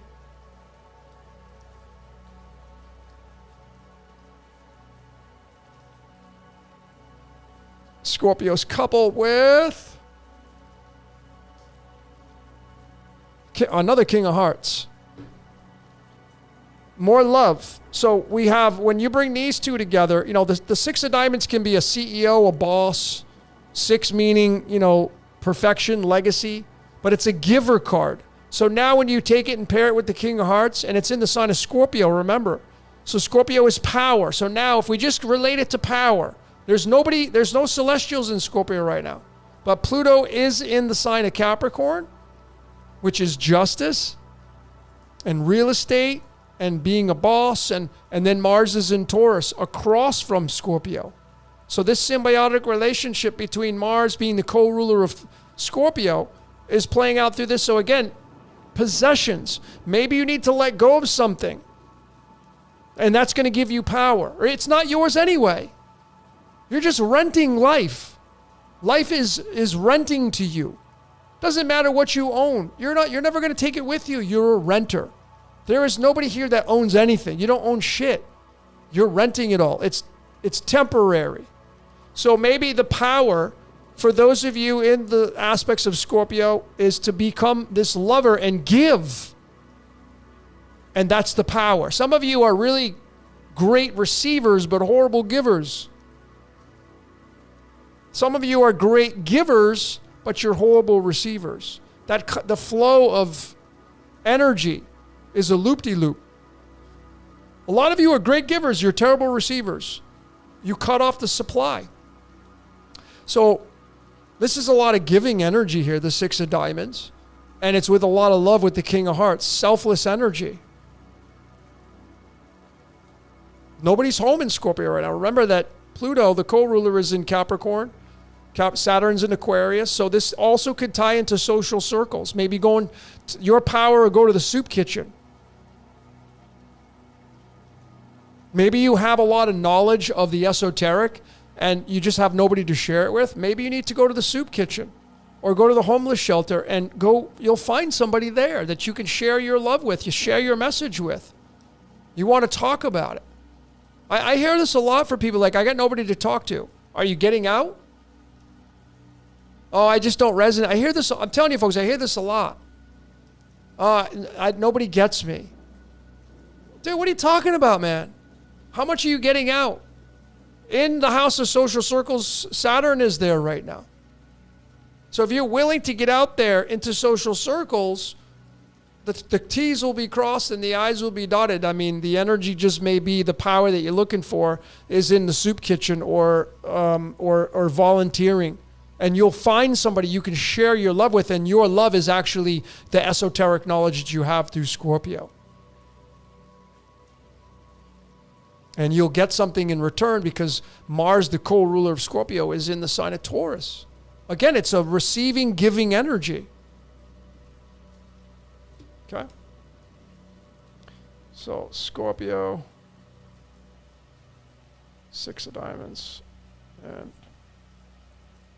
that's the second time we the King of Hearts. Who else got the King of Hearts? Cancer.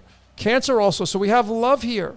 So there's more love in this reading here, folks. It doesn't have to be towards a partner.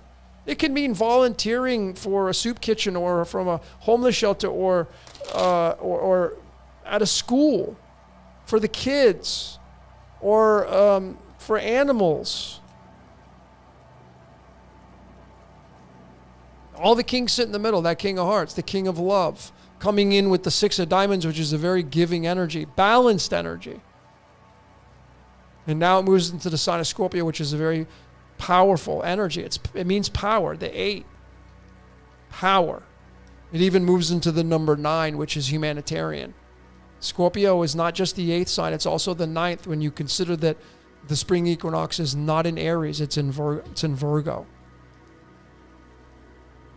All right, let's get into Ophiuchus. Go back to the chart and you'll see that Ophiuchus shares some of the energy here, which we've already talked about here. So Ophiuchus kind of picks up the traits of Scorpio mostly, but also the arms extend over here. The serpent extends into the sign of Sagittarius here. So Sagittarius and Scorpio to me are very, very much similar. Sag being ruled by Zeus, the largest Olympian, the underworld, Scorpio, the underworld, the knowledge, Pluto, Hades, Prometheus, the underworld, but then Pluto's the brother of Zeus, and Zeus is the ruler of Sagittarius. So they just play off of one another. As above, so below here. With that energy. Okay, so Ophiuchus can be the 9th sign. It can be the 10th sign. Some people say it's the 13th sign. Well, if you follow in order, it wouldn't be the 13th sign. It would be the 9th sign. It would be the 10th sign. The 9th sign in the classical Aries is the first sign. The 10th sign where Virgo becomes the first sign through the spring equinox being at 7 degrees in Virgo on March 21st. Ophiuchus being the 9th or 10th sign. That means Ophiuchus picks up the energy of Scorpio/Sagittarius, which means the serpent bearer is a matter of bridging the gap between the as above and so below, because Sagittarius is Zeus and Scorpio is Pluto, and Pluto got the underworld and Zeus got the heavens. So the serpent bearer sits in between those two signs, and it takes on the traits of the kind of the mediator between the as above and so below. And it's such a small sign. Ophiuchus. Okay, here we go. Ophiuchus. We have the magician, the wizard. So we now have an Aries/Virgo, Pisces energy here. Aries is ruled by Mars, so it's like the Mars energy of all the tools on the table, and then we have Virgo Pisces, which is the mystic. So now we have mysticism / the drive of life. But it's the wizard. And this is tied to your identification. See, all of you become the wizard. All of you have the number 1 house. So all of you have this card in your astrological chart. It sits in your first house. It sits where your Aries, your / Pisces house sits. And this right here is in the sign of Ophiuchus, the serpent bearer. Remember, it's the mediator between the as above and so below. If you look at it from Zeus being the heavens and Pluto being the underworld, you have Ophi sitting in the middle to guide that energy. And now it becomes a wizard, the wizardry of that. And let's get the card that complements the magician.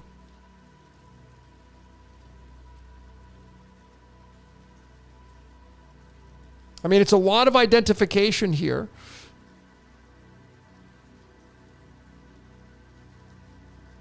We have the 9 of Hearts. This is the Saturn-Venus card. Kronos Aphrodite card. So we now have the wizard in Ophiuchus now. Remember, Ophiuchus, very tricky sign, right? Not a lot of definitions out there, but remember, I feel like it takes on the trait of more Scorpio than anything else because it sits right above Scorpio. So there is some heavy esoteric energy here. And it does represent power because it's the serpent bearer, so it holds it all together. And we have the magician here tied with wish fulfillment. So Ophiuchus, the energy, those of you that resonate with the Ophi energy, it's the wizard coming in with wish fulfillment. What do you want to manifest in your reality?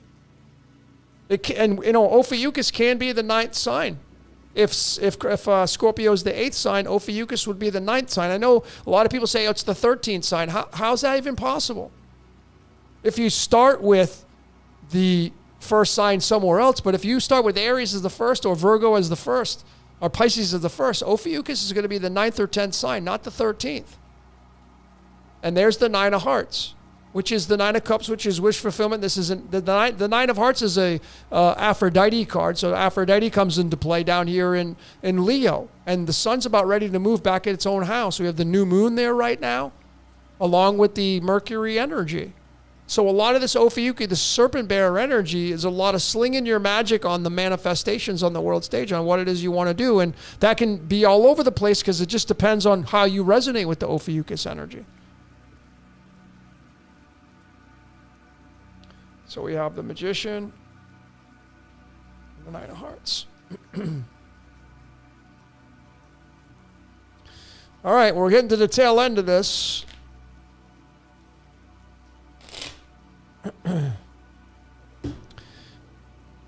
And let's get into Sagittarius. Those of you that resonate with Sagittarius, I do. I have my Rahu there. So if you want to know like why I do what I do, because my Rahu's in Sagittarius. Sagittarius is the Hermit card and the Wheel of Fortune card. My drive and desire is heavily influenced by Sag energy, Zeus, the expansion of knowledge, the Hermit. I'm a hermit.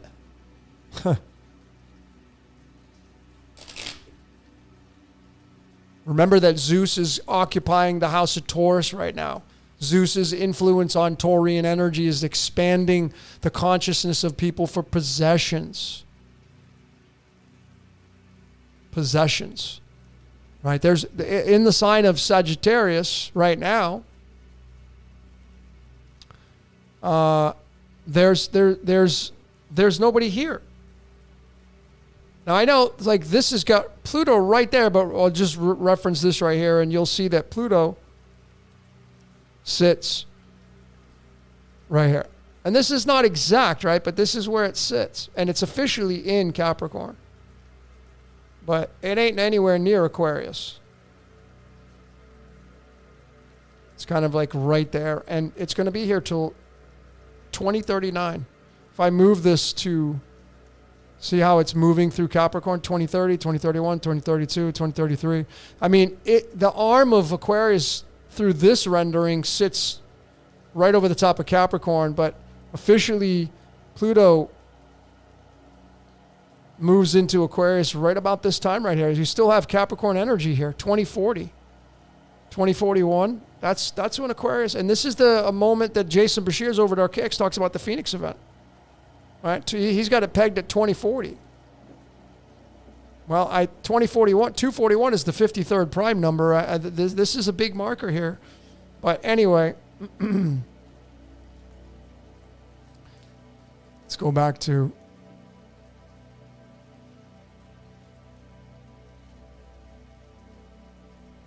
Sag. So nothing in Sag right now, but being influenced by Venus and Taurus. So this is going to be more possessions. Remember the Hermit card and the Wheel of Fortune card sit in the sign of Sagittarius. If we take into consideration that the rising sign for the March equinox, the spring equinox, is in the sign of Pisces, which means that Sagittarius is now the Wheel of Fortune card, not Saturn. All right. So let's get a Sagittarian card. Those of you that resonate with the Sagittarius energy.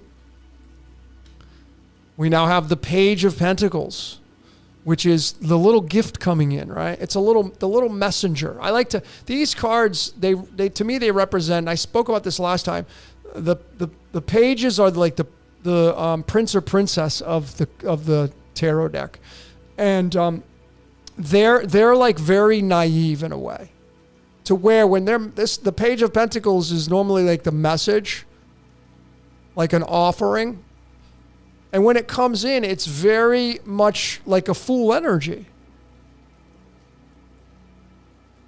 The Page of Pentacles in this card is tied to Prometheus because this is, oh no, I'm sorry, that's the swords. This card right here is card number 75. Yeah. This is 75. This is Lucifer energy now. Lucifer's numerology, or hell's numerology in Hebrew, is 75. This is the 75th card in the tarot if you count the Fool twice. The Page of Pentacles. So there's a message coming in, and it's a message of knowledge because it's tied to the house of Sagittarius. But remember, Zeus is in the sign of Taurus, and that's possessions. So and Pentacles means money. So some of you may have an offering of money coming in. Don't get all excited now. I say maybe. Because Zeus is in the sign of Taurus. Taurus is money. Aphrodite is in the sign of Leo. That's all about expansion, fire. Aphrodite's in fire. The sun's moving back into its own house. And Taurus is being ruled by Zeus, who's about expansion, whose landlord is Aphrodite, and now Sagittarius not having anybody there. Nobody's renting any hotel rooms from Sagittarius right now. But there is a message coming in. There's a gift coming in. That little person holding, that's a little gift right there. Like, hey, I got something for you. So for some of you, there may be, let's see what's coupled with that card. The Page of Pentacles, Sagittarius energy. Well, I mean, this is the card of, this is the Ten of Diamonds, the Ten of Pentacles. This is fortunate blessings, this card. Some of you, and remember, folks, it's in the 9th sign of Sagittarius, so it doesn't mean you're going to get, money, but since Zeus is in Taurus, well, some of you could be getting some wish fulfillments here. The Ten of Diamonds, there's a gift coming in. But if it's not money, if it's not financial, it could, because it's through the 9th house, it could mean someone giving you an idea that will lead to money. Somebody handing you off something, someone maybe giving you a loan. Someone giving you an idea that will lead to benefits in life. Because Zeus is in Taurus right now. Some of you hey, I'll give you some crypto. But this is the gift, and the Ten of Diamonds is the fortunate blessings card. I will remind, who's got this card? Well, Jim Carrey, Michael Jackson, Prince,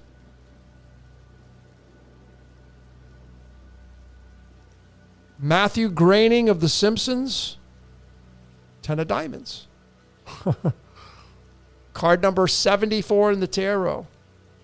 74 is tied to the serpent, folks, because this right here is the 10, and the 10 is the binary system, which is the serpent, the 0 and the 1. But this card right here, fortunate blessings. Tom Brady, 7 Super Bowl rings, 10 of diamonds. So it's coming with a gift. It's sitting in the 9th house of Sagittarius. Doesn't necessarily mean money, but since Zeus is over in Taurus, well, some of you could be getting that. If some of you get an offer, and this resonated with you, I'd love to hear from you. You let me know. So, page. All right. Let's move into copy.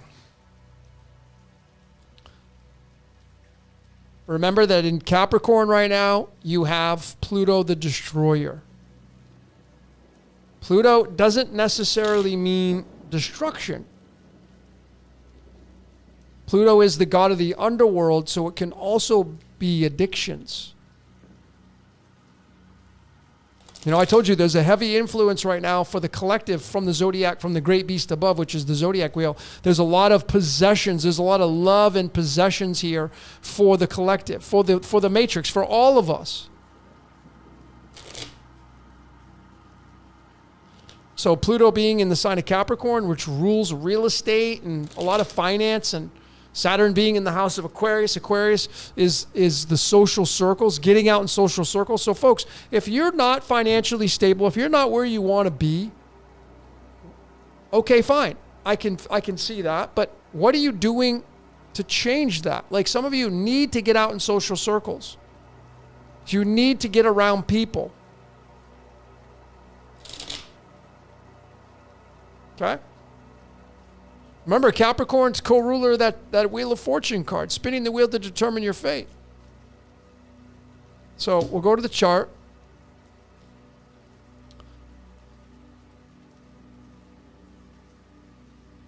Here's the 10th house of Capricorn. And don't worry about the midheaven, because again, you're going to change, because it's not, this was at 1:30 in the morning or 12:30 in the morning. But Saturn's over here. Saturn is in the house of social circles. So the career holder is now in a social circle. So those of you that don't have your career in place, maybe you need to put in some job applications. Hades being here. Some of you will have a massive change in your careers coming. Don't fight it. Like Oscar Wilde, the great poet, says that hell is holding on and heaven is letting go. Where's your hell? That is what you are, wherever you're holding on to is where your hell exists. Some of you need to let go of what you want so badly. I'm telling you, Hades coming in here is going to make sure of that for some of you. And remember that Kronos, being the time management aspect here, is in social circles, so it's in an air sign, and there's more possession here because Uranus is the co-ruler of Aquarius and Saturn is the ruler of the career here. So they just round robin. Is that even though Uranus is not here, Uranus is down here in possession. So there's a lot of layers to this that move towards possession. So career is a big mover and shaker for a lot of people. Some of you may be changing your career. But let's see what card we can get for Cappy. Capricorn. So we get the 33rd card in the deck, 32nd, 33rd card in the deck, the Page of Wands. The Adventurer. The Adventurer sitting in the 10th house of Capricorn / 11th house. Capricorn is in a social circle environment. This is like if you are about to lose your job or you lost it, quit crying. You were supposed to lose it. You're supposed to get fired. You're supposed to quit. Pluto is in the sign of Capricorn. Justice, law, order, money. So if you have a loss, this energy right here is urging you to forget about it. Stop whining. Go on an adventure. Change it up. Spice in your life. Remember that Saturn, the ruler of Capricorn, is in Aquarius, a social circle. Get out there. Go party it up. Get out there and go have fun. Go look for the next thing in your life. Because it's the Page of Wands, and this card is a card of going on the adventure. It's a fire sign. Fire card. Fire. Taking initiative. Taking action. All right, let's see. And that's in your house. That's the house of career. Some of you that you don't like what you're doing, what are you doing it for then? Well, I got nothing to fall back on. Are you making moves to create some space for something to fall back on? Well, the energy right now in the sign of Capricorn, which is career, the career house, it's time. Listen, all this energy in the Zodiac right now, a lot of this is money and manifestation and possession. You got the sun moving into Leo right now. It's time to get your spirit out there. Shake it up. With the Page of Wands going on that adventure. Let's see what the card is coupled with the Page of Wands. With the Seven of Clubs. We got the Seven of Wands earlier in the boundaries, which was in the house of Leo. Well, now you get the Seven of Clubs, which is, this is a very mystical card. It's a card of fire as well. But the Seven of Clubs is maybe you need to go on a spiritual journey, a mystical journey. And that mystical journey is like taking a risk with your career, calling it quits, putting in your notice, knowing in the sense that when you make room for something new, you will get rewarded for that. Pluto being in the sign of Capricorn, it doesn't mean death in Capricorn. It can also mean riches in Capricorn. A lot of money coming for people in Capricorn. Pluto doesn't necessarily always mean death and regeneration like a lot of people think. It also can mean riches because Pluto is the god of the underworld. Hades. And it's sitting in the sign of Capricorn right now. So it's clearly telling you to go on an adventure. Some of you need to go on a mystical adventure. Some of you need to quit your jobs and freaking not worry about it. Trust that there are no right or wrong moves. This card right here is a fighter energy. It's a fighter energy. But when you stop fighting and you just surrender to that energy and let it flow, well, it's coupled with the Page of Wands, and this Page of Wands is like, let's go for an adventure. Let's go on an adventure.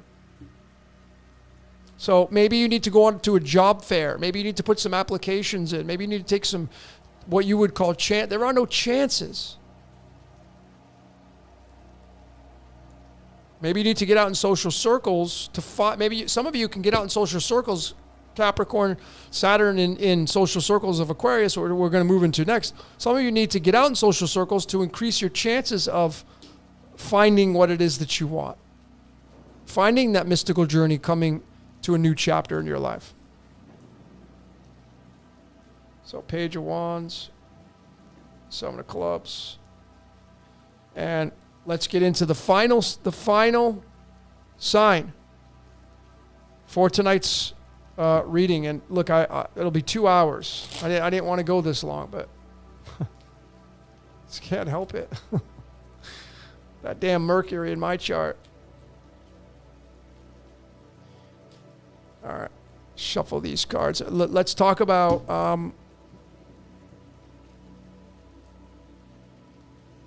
the final sign here, Aquarius, right? Remember, we have Kronos right there, kind of at the beginning stages, just started to rent the room from Aquarius. And this is the house of social circles. It's an air sign, it's communication.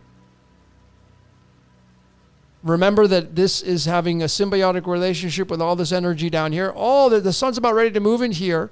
So the sun's going to be opposite Saturn. Saturn's like, no, and the sun is like, yes.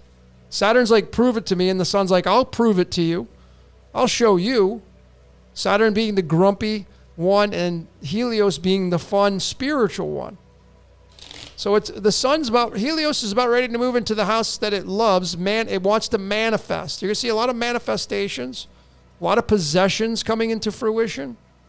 New moon here, Mercury, the communicator, across from Kronos. Some of you, if you want to manifest in your reality, well, get out there in social circles. Remember that, Uranus is the co-ruler, or I think it's the full ruler of Aquarius. And Uranus is the primordial, the grandfather of Kronos. And the house of Aquarius is like no rules and regulations. I know thyself. Well, if you want to know yourself, get out into social circles right now. Go talk to people. If you want to manifest, go talk to people. All right? All right, so this is the final 2 cards here for this late night Astro-Tarot. 2:30 in the morning here in Mexico. This is what I do at night, though. I got about another hour and a half before I go to bed. I love my schedule, though. It's quiet. There's a lot of benefits going to bed late at night. The internet's faster. It's quieter. And then you wake up and the sun is shining. It's out. It's full glory when I wake up. I go right to the beach. It's awesome. All right, so the house of social circles. Let me put Aquarius up. Whoop. So now we get into some Aquarius, the genius of the Zodiac. Why is Aquarius the genius of the Zodiac? Why is it known as that? Because Aquarians like to think a lot. They're aloof. They're in their head a lot because they want to attain that knowledge. That's why Aquarius is pouring the knowledge out of the vessel. In theology, Luke 22 verses 10, Jesus talking to the disciples, follow into the house with a man bearing a pitcher of water. The house is astrology. What do you think the Bible is about? It's a book about astrology. No brainer. Follow him into the house or room or mansion, whatever you want to call it. Follow him into that house, because that's Jesus's domain, is the house of Aquarius. He came in the age of Pisces, and he clearly said, "Hey, man, I'm not part of this world." Yeah, because you're talking about Aquarius, future. Jesus actually is like Iron Man, the apocalypse, the change of Piscean energy to Aquarian energy. You're moving into an age of cryptocurrency, an age of cyberpunk. You're moving into an age of Minority Report. It's already happening, folks. If that's the timeline that we're on, maybe we're all going to shuffle into our timelines. Tonight I went with a really good friend of mine, one of my best friends, to see Deadpool and Wolverine. My first movie in Mexico. It was in English with subtitles. It was awesome, really funny. And they were highlighting the time variant management, just like they did in Loki.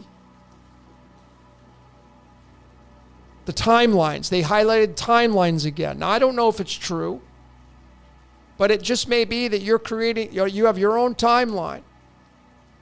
And there'll be a variant of me if you follow this research in your timeline. But remember, I'm not the star of your movie. You are. What you say goes. I don't pay your bills. Your opinions don't pay my bills.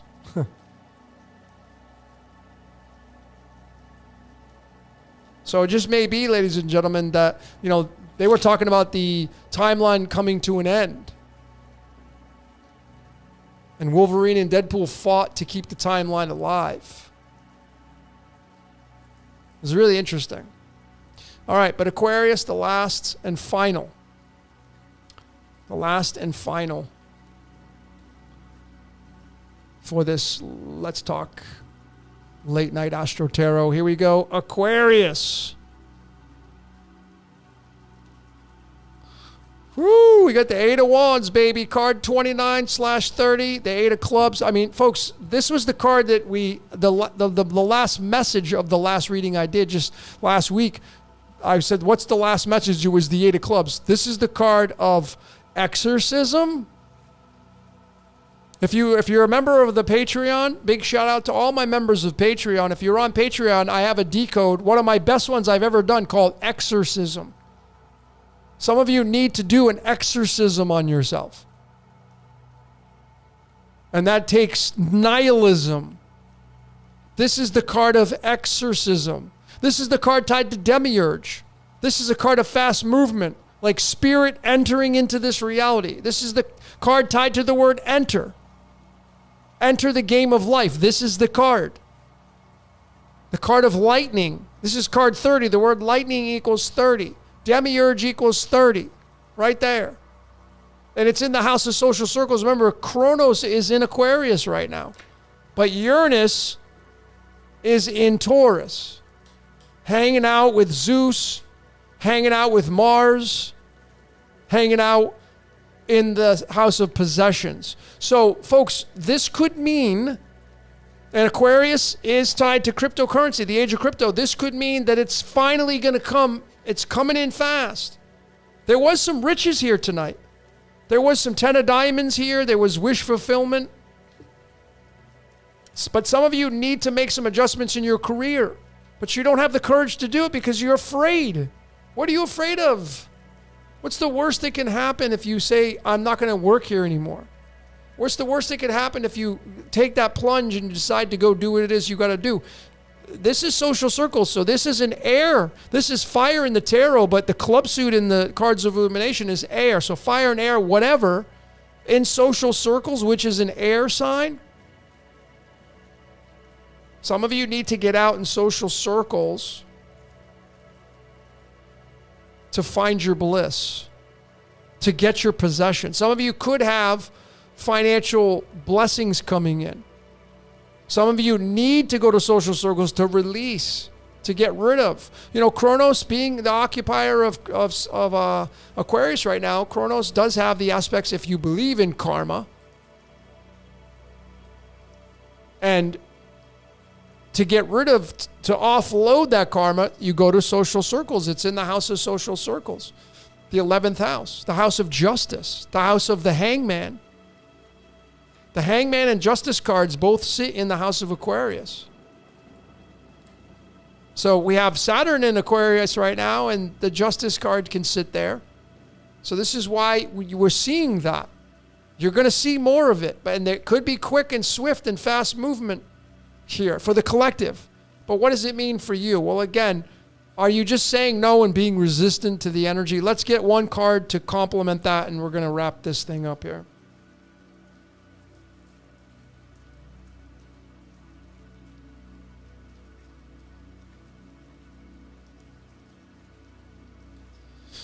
Okay, the card that complements the Eight of Wands for the House of Aquarius is the Six of Spades. So this is this card right here is Legacy Masterpiece, and it's the card that's tied to lights, camera, action. What I mean by that is in the tarot, it's card number 56, and lights, camera, action equals 56. This is the card of the swords in the boat and them moving across the waters. It's moving towards calmer waters. So some of you, since this sits out in the house of friendships, in the house of social circles, some of you need to get rid of some of the people that are in your social circle environment. You need to have an exorcism, because this is the card of exorcism as well. And I mean that in a good way, to where you need to pull the plug, to move away, move across from. 6 meaning legacy and masterpiece, and that legacy and masterpiece being in social circles. And for some of you, it will be to get rid of some of the friendships that you have because they're detrimental to you, but you like it, or you don't want to hurt anybody's feelings. Well, remember, Kronos is here, the judge. Why are you getting so upset? Because you're playing into your emotions. But this right here, this combination of energy right here, moving across the waters, and this is also Genesis 1 verses 2, where the Spirit of God moved across the waters right there. It's this card, and now you have the fast movement of there. In the house of Aquarius, we've seemingly moved into the age of Aquarius. You know, there's some big change, some big shifts coming on the world stage. And, you know, like when you watch my, if you're going to watch my Zombieland on Wednesday, which you're going to see, folks, I mean,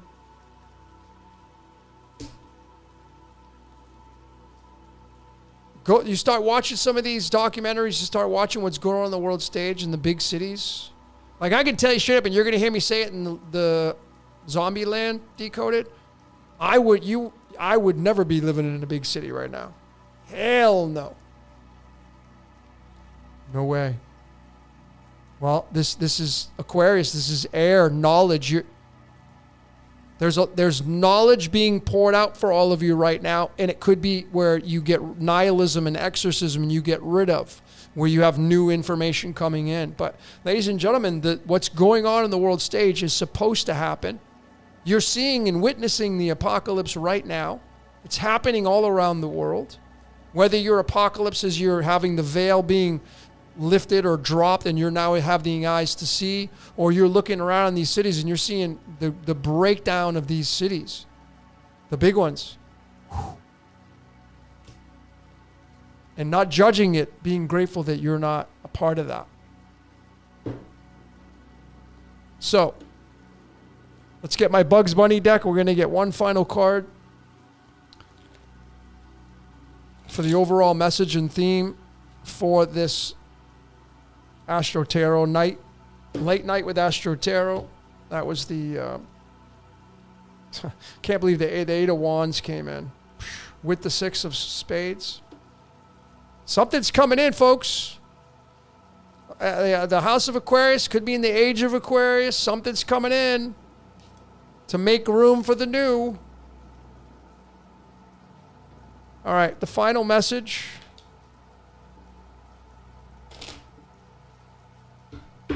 For all of you here. I'm using my Bugs Bunny deck. I'm looking at the bottom, man. Tennis. Oh, man. I'm not going to prophesy. I'm not going to predict. I can just see the handwriting on the wall. I've been studying these cities and the documentaries and the drugs that are being poured into these cities. All done. Whew. Everything's coming to that head, man. All right, the final message from Bugs Bunny. The final message for Late Night Astro-Tarot is the Six of Hearts, which is, the baby. The word baby equals 6. The word Gaia in Greek numerology equals 6. The love of the world. This can tie to the house of Virgo. I'll remind you, Virgo's cards were death. Death and the Jack of Spades, which is revolution. I mean, this Six of Hearts is, like the child, nostalgia, the Six of Cups in the tarot, which is card number 42. Life, the universe, everything. It's the baby. It's the recycling, the reincarnation process of people. But this can tie to the house of Virgo. It can tie to the house of Leo. And we have all that energy stacked in Leo right now. But again, this is going to affect manifestations. Some of you may be having children. Some of you may be getting married, getting into a relationship. This is the nostalgia, chivalry. But this also could be tied to health and wellness. And I told you in the Virgo energy with death, some of you need to pay attention. Not need to. You should be paying attention to service to self. This is, going back to how you were when you were healthy, taking care of yourself. And if it's not you, maybe you need to take care of a family member, because Six of Hearts is family. So the overall theme here with all these cards that we talked about was the Six of Hearts, which, is the childlike nature. What do you want to be when you grow up? All of these messages that I presented to you tonight, a lot of them were about possessions and money and getting out there and the changing of the guards for career. But when you create something brand new, the Six of Hearts is reminding you to do it with a little bit of being naive. Create from a space. Go out there and have the courage when you quit your job because you're tired of it, knowing something's going to come in and replace it. You have the courage to know that. I'm not telling you to go quit your job. I'm merely suggesting some energy that's coming down the pike for some of you. I say some of you, right? Because this is very general. But the Six of Hearts is kind of the overall theme of this energy. And so all the messages that I talked about here for the Zodiac signs, it's having the faith to, like, what do you want to be when you grow up? Six of Hearts. What is it you want to be when you grow up? When you have a fresh change, a fresh start, how do you want it to be? Okay? All right. Well, ladies and gentlemen, that's a wrap, man. I appreciate each and every one of you for showing up here, supporting this research. And, if you want the big granddaddy decodes, if you want to become part of the family, they're all being put out on Patreon. I'm just letting you know, I'm turning the comments off on the YouTube. The public I can't handle I don't know else to chalk it up, but I'm done spending time reading comments on people that don't study the research, and then they come in, they watch a video one or two times and they make a comment and you're like, you haven't even watched any of the material. So, if you're still a follower of this research and you want the granddaddies, they're all going to be on Patreon. I'm just being honest, because those people, they come on there, they've been around, they know, they want the information. And again, this is not for everybody, right? This research that I'm doing, it's not for everybody. I'm not the damn guru for you. I don't even claim to be a guru. I'm just doing me. I'm the tour guide that kind of, thank you, Tiffany. One day someone said, hey, you're a tour guide. It stuck with me. But it's not for everybody. This is my truth. Doesn't have to be your truth. But I'm just like the people that complain and whine. I don't jive with that energy, man. And this is what I do, man. I pump out material constant. I'm addicted to this stuff, and this is what my mission is. So I'm going to continue to do these videos, but the big granddaddies, I got some big heavy hitters coming out. You got to go on Patreon and, become a recipient of the energy and have the eyes to see what this truth is that's emerging. So, all right. Well, ladies and gentlemen, that's a wrap for tonight. I don't know, what the heck did I play coming in here? Oh, yeah. I'll end it where I started. which I can't even find it.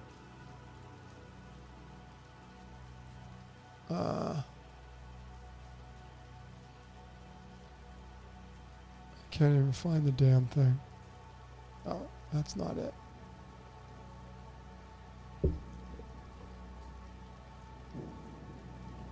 There we go.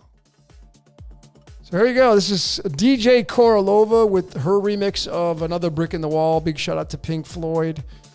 I've decoded that band. Dark Side of the Moon, Wish You Were Here, Welcome to the Machine. So much. But anyway, ladies and gentlemen, it's been fun. Late night Astro-Tarot. Hope you enjoyed this. Appreciate each and every one of you for showing up. Till next time, ladies and gentlemen, we will see you later.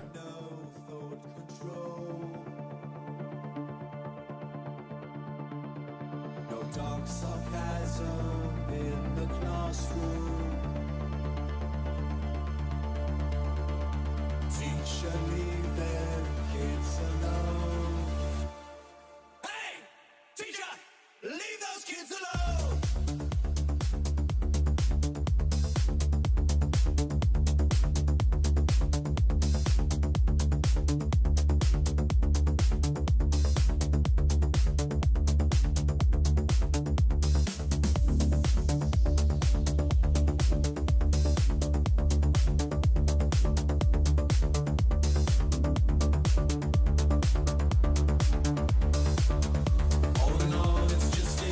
Another brick in the wall.